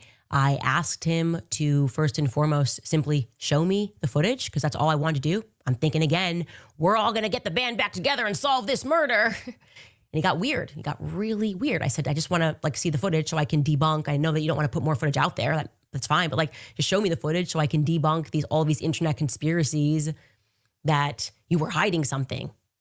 I was not suspicious of Turning Point at all, actually, when I called. And I asked him, again, what's the reason? What's the reason for taking down the cameras quickly? Why hasn't the footage been released? Let me see it. And he told me that, A, he had spoken only to Erica and the feds that he had regarding the footage, that is. He specifically told me that, as I said earlier, that he had secured that footage because he wanted to prevent Erica, as I told you, from having to relive that moment. And that made entirely no sense to me. I told you guys, because we all can watch Charlie Kirk be murdered over and over and over and over and over again. So how are you sparing any emotions here by taking down the back footage? And then it made even less sense to me and appeared to me as a lie once I saw the footage on FaceTime, when I realized that there was no blood on Charlie. So it was the least traumatizing footage of all. Why be so secretive about it? He then told me that he needed to speak with Turning Point lawyers first to see about releasing the footage. I said, okay, fine. I let him take a couple of days off, and then we got back on the phone. And I said, look, Now this that's is kind the of a squeeze. BS excuse too, Here's because you the run your own squeeze. company and the footage is owned by you. He then said, okay, yeah, I do own the footage. I just wanted to, just coordinate, check, whatever. Okay. Kind of a lie number 2-ish. Then he said something that really bothered me. He said, I don't know how to send the footage. The file was too large. Oh, I was born yesterday. So you run an entire AV company and you don't know how to send footage. That didn't smell right to me. Yeah, that's bullshit. It got even more bizarre. He told me, and this is when I was extremely uncomfortable. He said, after I offered, you can just use WeTransfer. He said, I don't want to just send the footage over the internet that's behind Charlie's head because I'm worried that Google might hack me. She said Google Drive, I guess. I assume they're talking about, but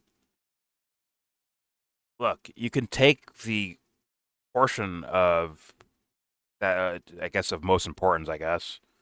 Although it would all be important, but I guess the moment where Charlie gets shot and the moments afterwards, right, that kind of time span there, and you can definitely send that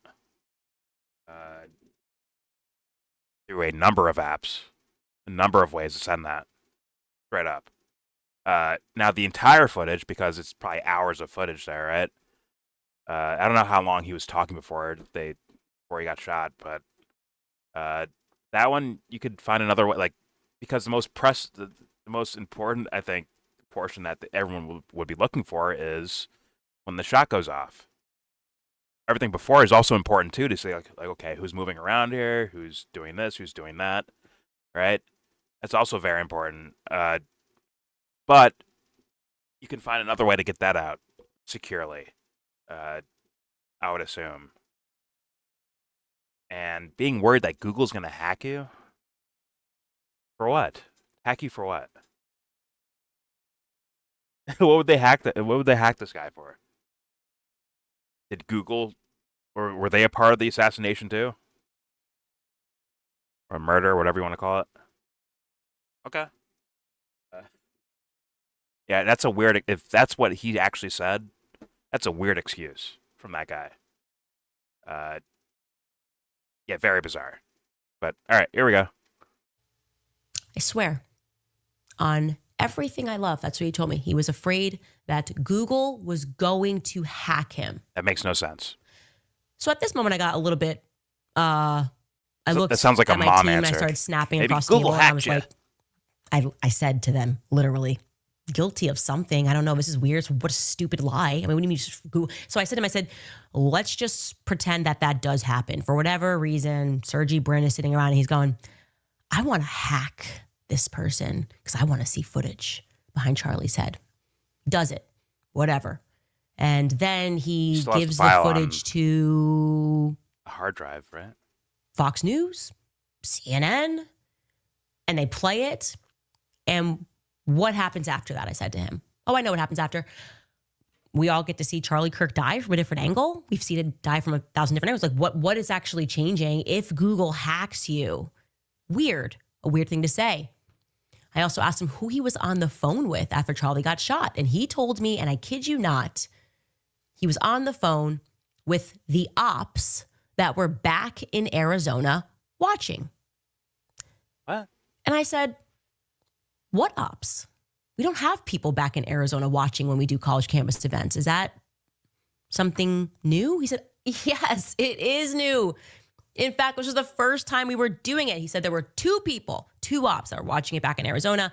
And he told me that the reason that they were doing it was because, Candace, he said, Charlie, he was so ambitious and it wasn't fast enough that it was all being live streamed. He wanted people to live cut the clips so that they could be the first people to get it on the internet. He didn't want to, he's like, not even a second to be wasted.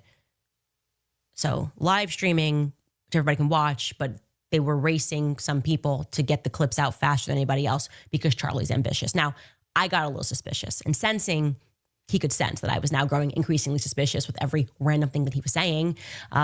He sent me a video that I didn't ask for. I wanted to see the footage. He then sends me a video. And I guess this was supposed to work as some sort of an alibi. I don't know if he thought that I thought that he shot Charlie. I certainly did not think that he was involved in pulling a trigger and killing Charlie Kirk. I actually don't know why this video, I don't know what this video could have done that he sent me other than to make me feel even more uncomfortable. Because the video he sent me is quite shocking. It's also the reason that I knew that Tyler Boyer was lying when he tweeted that this guy was commanded by the police to take down the cameras. He's lying because I have every minute of what this guy was doing, thanks to him having sent it to me, okay? Every minute of what he was doing before he took those cameras down. And there are only 4 minutes, by the way, before he takes those cameras down. So he's next to and he is in front of Mikey McCoy when Charlie gets shot. Now, to his credit, he actually did see Charlie get shot. He saw in like a split second, sees Charlie bleeding and runs, and doesn't run very far. He just runs a couple of yards away. Now, I should mention that the camera guy, he too was also brought into the company by Tyler Boyer, okay? And if you have worked with Charlie for this long, over a decade, and you watch Charlie Kirk get shot, what do you do?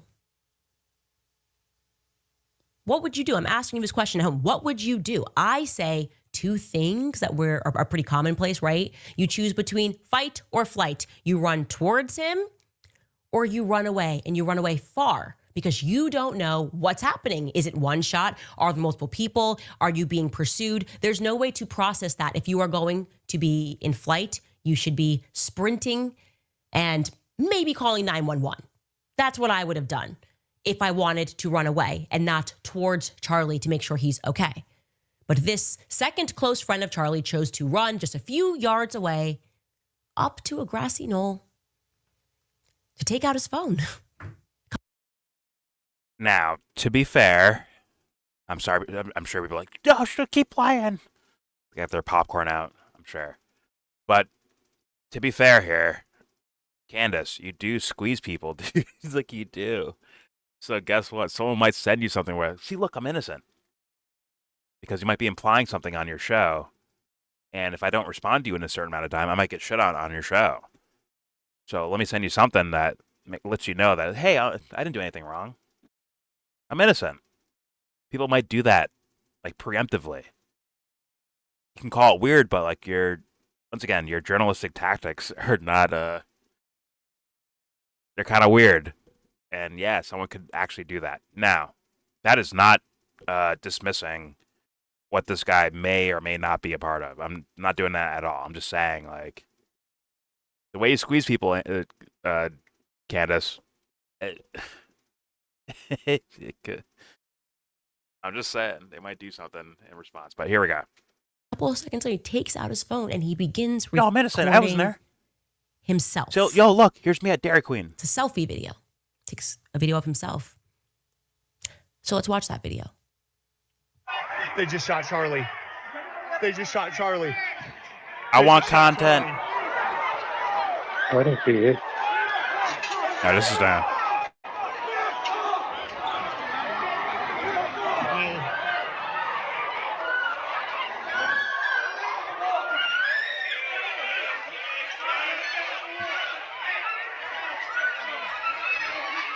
They just shot Charlie.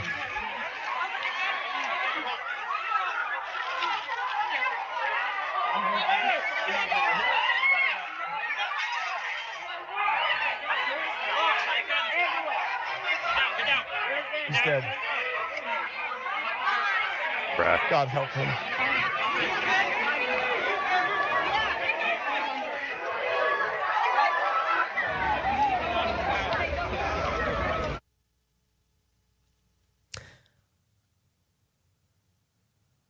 That's the first time it was announced, actually, that Charlie Kirk was dead.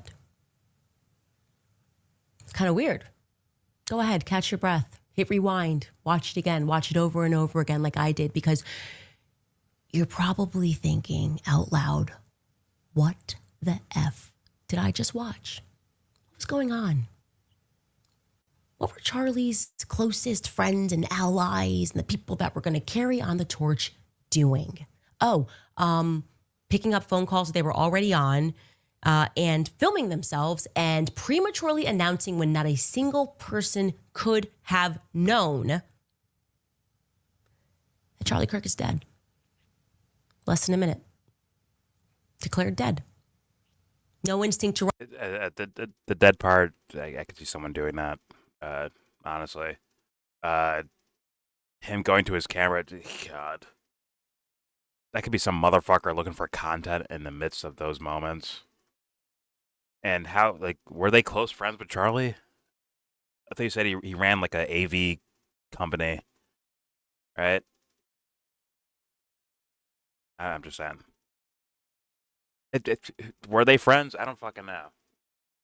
Either way, worthy questions, worthy observations, I guess. But yo, he's dead. Maybe he saw it. Maybe he saw that. He's like, yo, he got shot and he's dead. Or maybe he was doing it just in case. Like, listen, I can upload this, make millions. Or, but then again, he did like send it to Candace directly, I guess. This is fucking bizarre. This is extremely bizarre, actually. The actions, and then still reaching Candace somehow is also weird too. But all right, here we go. Run towards him. No instinct to run further away, maybe because you got to backtrack and go get the cameras a minute after this ends is when he goes and gets the cameras, okay? Rather, let me record me and my reaction, which doesn't actually feel to me to be You want those too distraught. fucking views, Candace? Okay. Maybe you thought about it. In fact, Got scared. this is one of those videos that made me so upset that I was like mad at other people, you know? Like I was like mad at Savannah. I saw Mikey McCoy's reaction. Now I'm looking at this guy's reaction. I'm like, Savannah, like one of the homies. I get assassinated. Wow. You film yourself. I get assassinated. You're talking about my succession plan. A couple of days later, I get assassinated. You're lying about little things about me. Everything Turning Point is doing is wrong. And you know it's wrong. You know it's wrong deep down. And I want to say this because there has been a lot of reading in between the lines. It's strange to me. I think I'm a very direct person and I say what I mean. And I do not want people to mistake what's happening right now or to wrongly assume my intentions here. So allow me to be very explicit, okay? I want war with all of you, okay? All of you. Well, goddamn. And there's a reason. I'm going to get to that reason in a little bit, but I want more with all of you. So write your articles, issue your statements, email the White House, reach out for comment, okay? Say whatever it is you want to say about me. I want more with all of you. Oh, shit. Because I know this isn't right. And there is no way you are going to convince me and the rest of the world that all of this is normal. We're not just going to keep on going and jump into a succession plan. We're going to figure out what the hell happened on September 10th first. And I'm going to tell you guys that Charlie had a vision. We'll get to that after a few ads. All right, you guys, taking a Okay. quick break to tell you about Riverbend Ranch. You guys know I absolutely love their steaks. They have black. The reason why I'm not just fully skipping is to show, like, well, first of all, you can see that it was edited. Like, this is the same way it was live, right? It was edited video. But you also get a sense of guess how many ads are playing. Here we go. Angus beef of opening this other. Oh, she's doing ads. Yeah. When she says it's a war with all of you,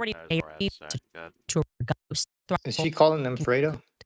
May is take control today with just What? And she says she wants war with all of you.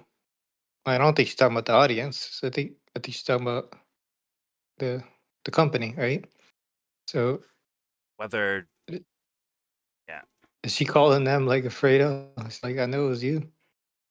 I think it's So what is she government saying? and the She said- company. It's everyone, I think, and it could be theatrical and it could be somewhat meant. It's hard to buy as truly meant.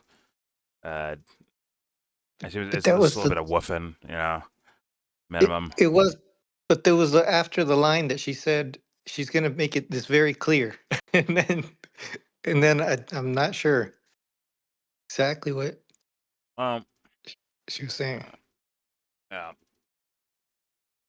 That's yeah. I don't. It feels like it's pointing the finger without saying it. Like that's what it feels like. Yeah. But I can't say I know. It's I don't know. I just look at it like, you're not that person, Candace. Okay, I get it. You'll like, I'm not afraid to show information. Like, okay, but you're not that person for this shit. You just have access, bro.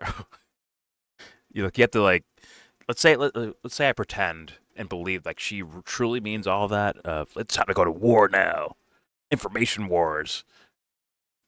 I don't see her as that person with the gumption to do such a thing. But you know, what do I say to that? It's like, okay, you're gonna do something stupid, aren't you? Instead of like really handling it the way, like, you know, an actual savage would, where it's like looking after every little detail of every little thing. But instead, what have I seen? Her squeezing people for information. Straight up. Like, hey, you haven't responded. Now you're in trouble. now your name might be sullied. All of a sudden. But okay, whatever. I'm sure people have. They will ride with whatever Candace does, anyways. They don't give a fuck about truth, honor, integrity, morals, empathy. It's about watching their favorite TV show. So let's keep watching. After she's off of commercial. Here we go. Thrive. Again, that's justthrivehealth.com. Just Thrive. With promo code Candace. Just Thrive. Now it's time to share private messages. You know what's so funny to me is, I don't know, I feel like they are now steeped in psychology for toddlers. It's so obvious what's coming down the pipeline. Kindergarten psychology? It's not appropriate to share private messages unless we do it. Unless we're up on stage talking about private conversations and making stuff up that definitely didn't happen. I mean, I think it was actually Pastor McCoy's speech. Charlie wanted me to lead the next movement. Charlie told me I'm America's pastor, he said. Yeah, I'm sure he did. I'm sure he called you America's pastor. And so, yeah, I will be doing whatever I want to do until the truth is told about what happened on 9/10. We should start with Josh Hammer, by the way, because he really has now become the king of defying no stereotypes. Where we last left off, obviously, he is now infamous for just being such a deceitful little creature. The text message exchange, Josh Hammer caught, hand in the cookie jar. I'm talking way in the cookie jar. No other way to say it, right? Charlie gets killed. He, on the same day, starts pushing his book. Charlie's last words were, buy my book, buy Josh Hammer's book. The night before, he never even flinched on Israel. He loved Israel so much.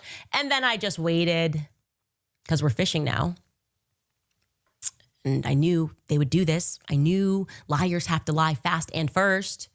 And he did. He lied. He lied over and over and over again about his position on Israel. And when he got caught, you would think that he would have a shred of decency. You would think he would have a shred of humility. You would think he would apologize for lying about Charlie's position on Israel. But he didn't. He just sort of doubled down. He sort of Israeled down, if you will. And it sort of gave me an idea for a little miniseries, a little recurring miniseries that we'll probably have on this show. An HBO miniseries, by the way, executively produced by me. I want to show it to you guys now. It's a trailer that we put together. I sure hope you guys like it. Take a listen. How Charlie Kirk was actually feeling about the pressure he was receiving from pro-Israel Zionist donors to Turning Point USA. Charlie definitely was not someone who liked to be bullied by donors, as we saw in those text messages. Their Jewish donors to TPUSA played into the worst stereotypes of Jewish people. Charlie writes, Jewish donors play into all of the stereotypes. I cannot and will not be bullied like this. A few moments later. I'm talking to lawyers. I think I'm a lawyer by background. I clerked for a federal appeals judge. I know a thing or two about United States constitutional law. I think that we have a potentially serious case here for defamation, and I'm very much speaking with lawyers, and we'll see what happens.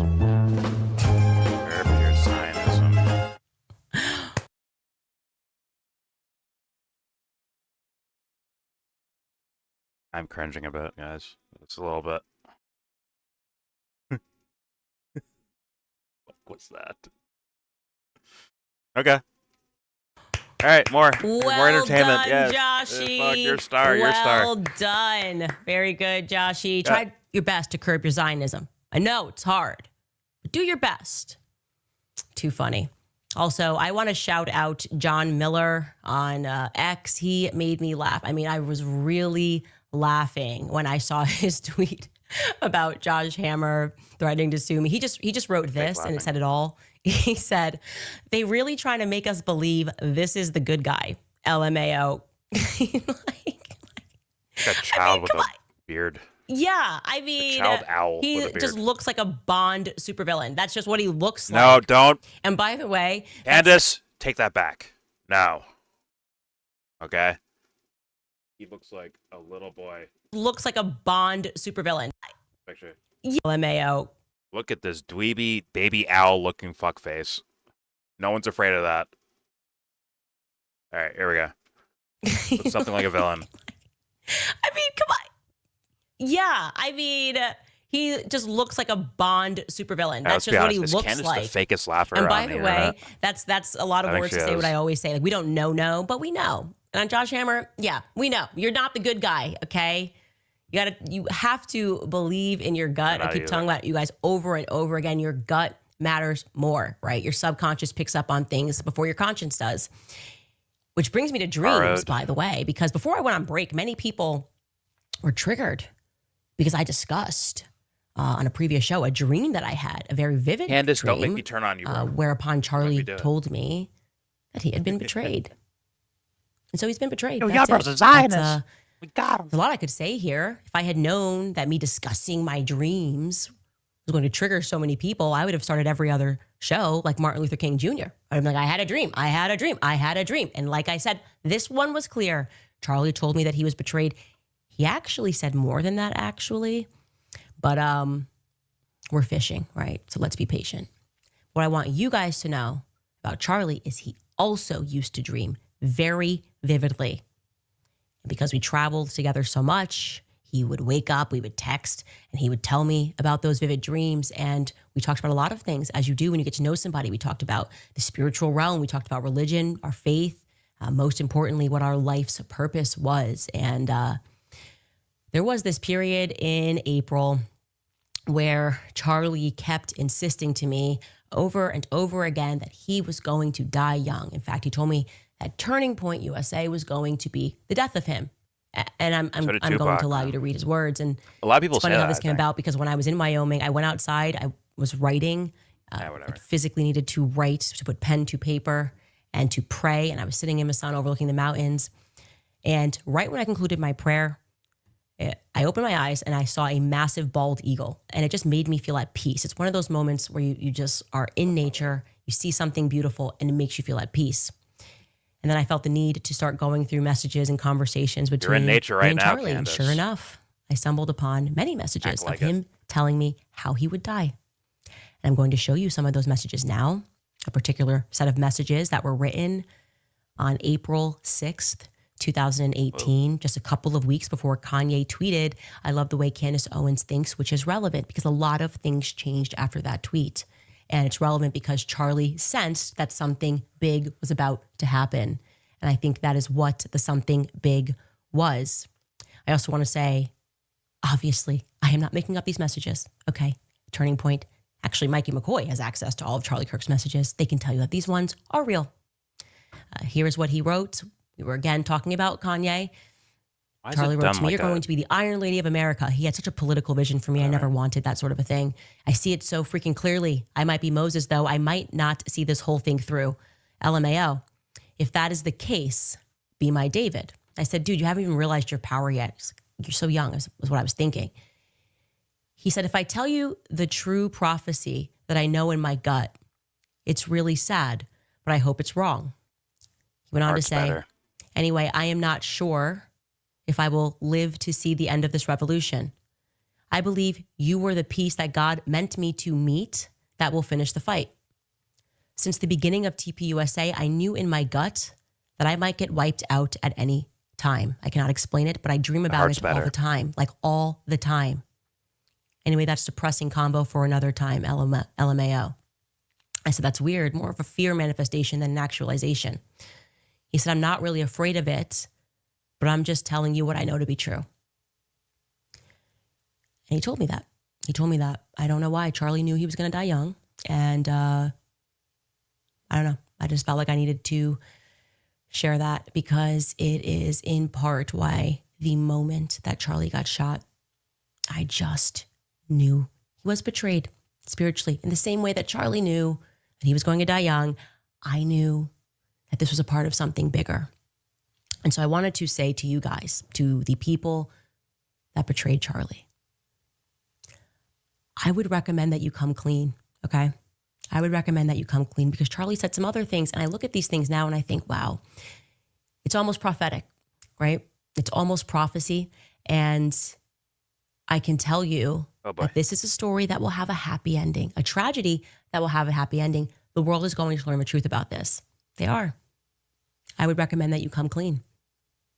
There are lines in the sand that are being drawn right now between good and evil. Many of you have picked the evil side. Do you podcasters, people that make videos, people that are taking money, tell people don't look over there? I would recommend you stop doing that. You don't have to listen to me. You probably won't listen to me. And to people that betrayed Charlie, you probably won't come clean. Likely because you're scared now. You should be scared, but you're the wrong kind of scared, okay? This is, yeah. yeah. No offense, Candace, but you are nowhere near that caliber, bro. No offense to you. You're just nowhere near that area to be deeming good and evil. Okay, I mean, a battle for good and evil? Okay. Good luck, Candace. Good luck, Candy. Okay. I just don't see her as I don't know how to explain No, this. I know I see her. Like, if you more like a translate it, background character in that battle, but you're good at like the entertainment side of things, I guess. You can write a good TV series, kind of, or well, entertaining TV series. I mean, it's not even to say good. It's once again, there's boats being. What was brought up before? There's boats being blown up in the middle of the fucking ocean. And if Charlie didn't die, you'd still wouldn't be mentioning that. I mean, she hasn't still, right? I'm sure she heard of it, but will she mention it? Charlie time. I know. It's the battle of good versus evil. Through Charlie's good, Charlie Kirk. and he's the good, the prophecy, and she's on the side of good, right? Like that's what I'm hearing her say. Well, Charlie was horrendous when he was alive, though. In fact, he's probably making an argument that was her telling of horrendous it. in real time. People have different ways to tell the same events, right? This is what she's saying. Well, yeah, you can retcon in this world with no sense of abstract thinking and sense of writing skills and shit like that. Like, there's no retconning can just happen whenever you want to. I'm sure there's stories of Charlie like curing the blind now at this point, right? Or helping the homeless, like desperately helping the homeless. I'm sure Charlie's has stories like that already, being printed out in a book somewhere that no one's ever heard of ever. But it does make it more sensational, right? A lot more entertaining, I guess. Yeah. Let's keep playing. Forgive me, audience, for the lack of analysis here. It's just like, if you see like actual people try to do the right thing with their lives, and you hear this shit, it's a little bit like, ugh. It's a little, and it's like, or it's like, hey, Candace, you actually want to do that? You want to move in that direction? Let's really go there. What are you doing wrong? Apparently doing a lot of rights, you're saving the world, you're exposing the story. What's wrong that you're doing in your life? That will never see the light of day, most likely, from this woman. Unfortunately. But maybe she does one day. I could be wrong. Maybe one day she does it. At this point, I don't see it. I see the gospel of Charlie Kirk, and she is one of the central figures in it, I guess, in her mind. But let's continue. Here we go. Fear of God is the beginning of wisdom. There is more. This That is is not wrong. it. I'm aware of that. That's why I've chosen to be on the side of goodness and truth, no matter what the cost is. I've picked my side. I don't care about any of you. I can't wait to read your articles after this. Okay? That's breakfast for me. That inspires me now. Can't wait to read your loony tweets. I can't wait for you to lie about things that I've said. I cannot wait, because you know what? On a hike that Charlie and I were on in Wyoming one time, we were discussing the death penalty. Like, he was asking, like, what's your position on the death penalty? And I told him, I've always been against it. And typically that's a theological conversation. Christians go back and forth on it. Do you have a right to take a life? I'm on the side that, no, we don't have a right to take a life. But my position on it isn't even entirely theological. I said to Charlie, the reason I'm against it is because death is easy. You're here, and then you're not. This is fucking dark. It's like falling asleep, right? You're here 1 second, and then you're not. Think about passing out or fainting. People that commit grave evil, and we're giving them death, that's it? Yeah. I always say they deserve more than that. And for people that are involved, and many people that are involved in this, not sounds being like good to lone me. shooter at different stages, people that are involved, people that know things, people that are watching they need to this, suffer maybe more. in an office cubicle and know things. Need more punishment to die. And want you to know that if you choose not to come clean, you are about to become very famous. Okay? I am talking like through the ages famous, the kind of fame that most people cannot even comprehend. I cannot comprehend that level of fame. Like, I'm talking about the level of fame that can kill a name. You know what I mean? Like, Nobody names their kid Judas anymore. Nobody names their kid Adolf anymore. I'm talking about that level of fame. Infamy. So I'd come clean. I think there's a way out for you if you come clean and you get with God. AKA, show up to Candace. I always like to say something in 97845 Hollywood Boulevard and meet with Candace to really make sure you give your testimony to her, and thus God has now has now shown mercy to you now, to your soul. Thank you for sharing at the Candace Owens show. You got to pay for your own flight out, though. You can't. You got to pay for your own flight out. You know what I'm saying? To confess. To confess. Everyone. There we go. Higher the ratings, the more the forgiveness. Oh, okay. I mean, just genius. Here we go. Finality to the many of you who would like to shut me up, who have been trying very hard to shut me up. No, I think I'm going to go ahead and be Charlie's David. I'm not going to stop talking about Charlie Kirk's death. In fact, instead of trying to PR their way into the Bible somehow. I think your time would be better spent trying to stop the sun from rising. You'd have more success if you spent your time trying to stop the sun from rising than trying to get me to shut up about who killed Charlie Kirk, because he knew he was going to die, and he knew that I was going to be the person that had the spine to stand up for him. What he didn't know, I don't think he knew, was that millions of people around the world who maybe don't have a microphone, okay, who maybe don't have a podcast, who maybe can't write articles for the Daily Mail, are standing by him, are standing on the side of goodness. And we are going to see this thing out. And like I said, there will be justice, not the fake kind, not the Tyler Robinson kind, actual justice. No, this is actually fake justice, Candace, what you're just exploring. Where you're going right now is just like, you are actually making it biblical as much as, you said, I don't trust the Trump administration. I don't trust TPUSA. They're making it just as biblical of a thing as you are. It's crazy. Actually crazy. And honestly, you guys have been, Candace, you've been mediocre. Charlie's been mediocre. The people that may or may not have taken out Charlie, they're mediocre motherfuckers, bro. They're mediocre. Like, you're not even Gandhi level shit. Right? You're not even that level. What the fuck are we doing? What is this? Wisdom comes to people that fear God. Like, what the fuck is that? Who'd you borrow that from? You didn't come up with that. You borrowed it, which means you're already flimsy off rip. You're already a styrofoam fucking plate. I don't see fine china. I see styrofoam. Like, this bothers me. I can't help it.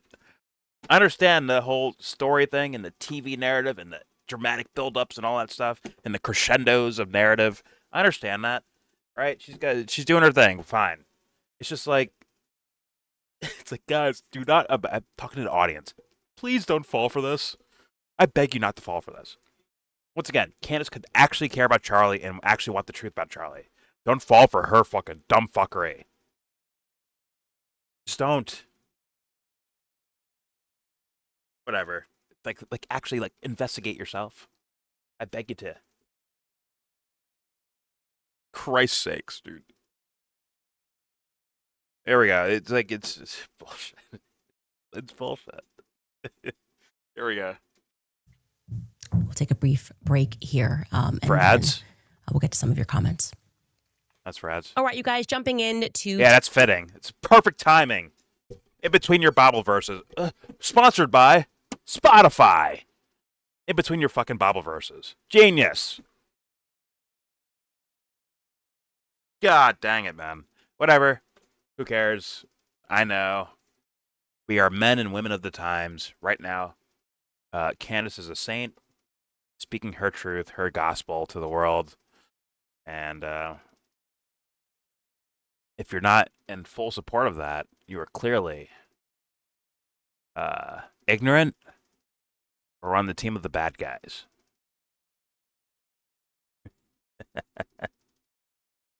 Oh, shit. Okay. I mean, you think someone like Christ would be held back from fucking lawyers or courtrooms?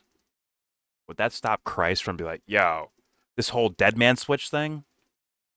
It's not about like, I'm doing this to save myself, so let me release everything. It's more of, this is the truth. I'm going to tell everyone what I know.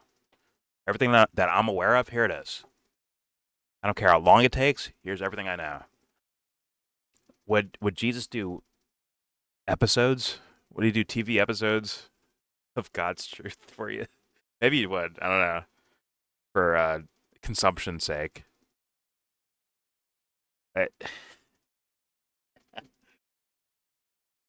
Whatever. Who cares? There's the Candace video next to the TPUSA video, which I thought was extremely interesting. I'm sure Candace will make a video about this the next day, or she's probably already tweeting about it or something like that. Well, there's definitely a,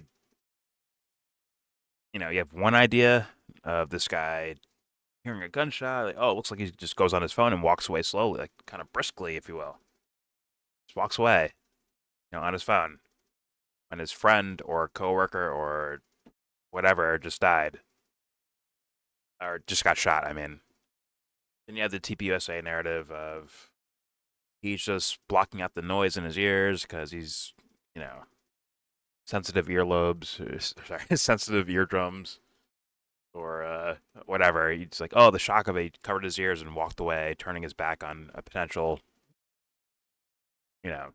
mass murder scene, right? Potentially, it could have been shot, then shot, then shot, then shot, or shot, or whatever the fuck, right? It could have been a bunch of different scenarios, but, he's like, oh my god, it's one shot, let me cover my ears and walk away. I don't know. But there they are in reality for all of us to digest. And I'll leave it there. Please subscribe if you feel like. Comment, agree, disagree. Like, what do I say with these things? Candace brought it up earlier. Like, it's toddler psychology. Like, well, yeah, it is kind of kindergarten. But you know what? People fall for that shit. They do. In fact, people showed up on my fucking channel to tell me that Candace had an actual gag order from the Utah judge. I'm like, there's no. Or they're mad at me for not knowing she's on vacation. Like, okay. Sorry for not knowing that. Be following Candace wherever she goes. Do your research. Like, stupid shit, basically. Nonsensical. You wouldn't expect that from other people, like, type of shit, but because I don't just praise Candace at every turn, these people are mad. And one day they'll get played. They'll get played by Candace or someone in that area, wherever. They get played. And yeah, they'll never show back up over here and tell me, like, hey, look how wrong you are. They won't do it anymore. They'll disappear. Well, I mean, they're already done now, but because I countered them, they can't answer for it, so they disappear then. But either way, like, they won't show back up and be like, man, I'm sorry. Damn, we got that wrong. I'm sorry. That's not going to happen, most likely. Most likely it's not going to happen. Instead, they'll show back up for their regularly scheduled program. The Candace or whoever is now dunking on Candace show. That's right. Die and be a hero or live long enough to see yourself become a villain. One or the other. Enjoy it, you dummies. Don't forget to share, support, hopefully donate to all the links in the description box. Please do so. Also, join the Discord if you feel like. And all opinions are welcome, by the way. I mean all opinions. And I mean, like, if I was at Candace's status, your opinions would still be heard. The ones that like me, the ones that don't like me, the ones that are neutral, the ones that have points to make, the ones that have links about videos, information, whatever the fuck to look over. Yeah, you won't be my subject at that point. Or at any point. So please, leave your opinion. Or, sorry, join the Discord if you feel like. And please, any opinion welcome. It's nothing grotesque or pornographic. That's all I ask for. And obviously, these two videos will be linked in the description box for you to watch on your own without us pausing it, without us having opinions, without us saying opinions, without us saying anything besmirching of Candace Owens, without us saying anything, besmirching of TPUSA, all of those things. You know, you can watch the clean version the way it was meant to be seen through Candace's and TPUSA's eyes, the brilliant minds of our times. So please enjoy that and take advantage of that, please. Investigate on your own.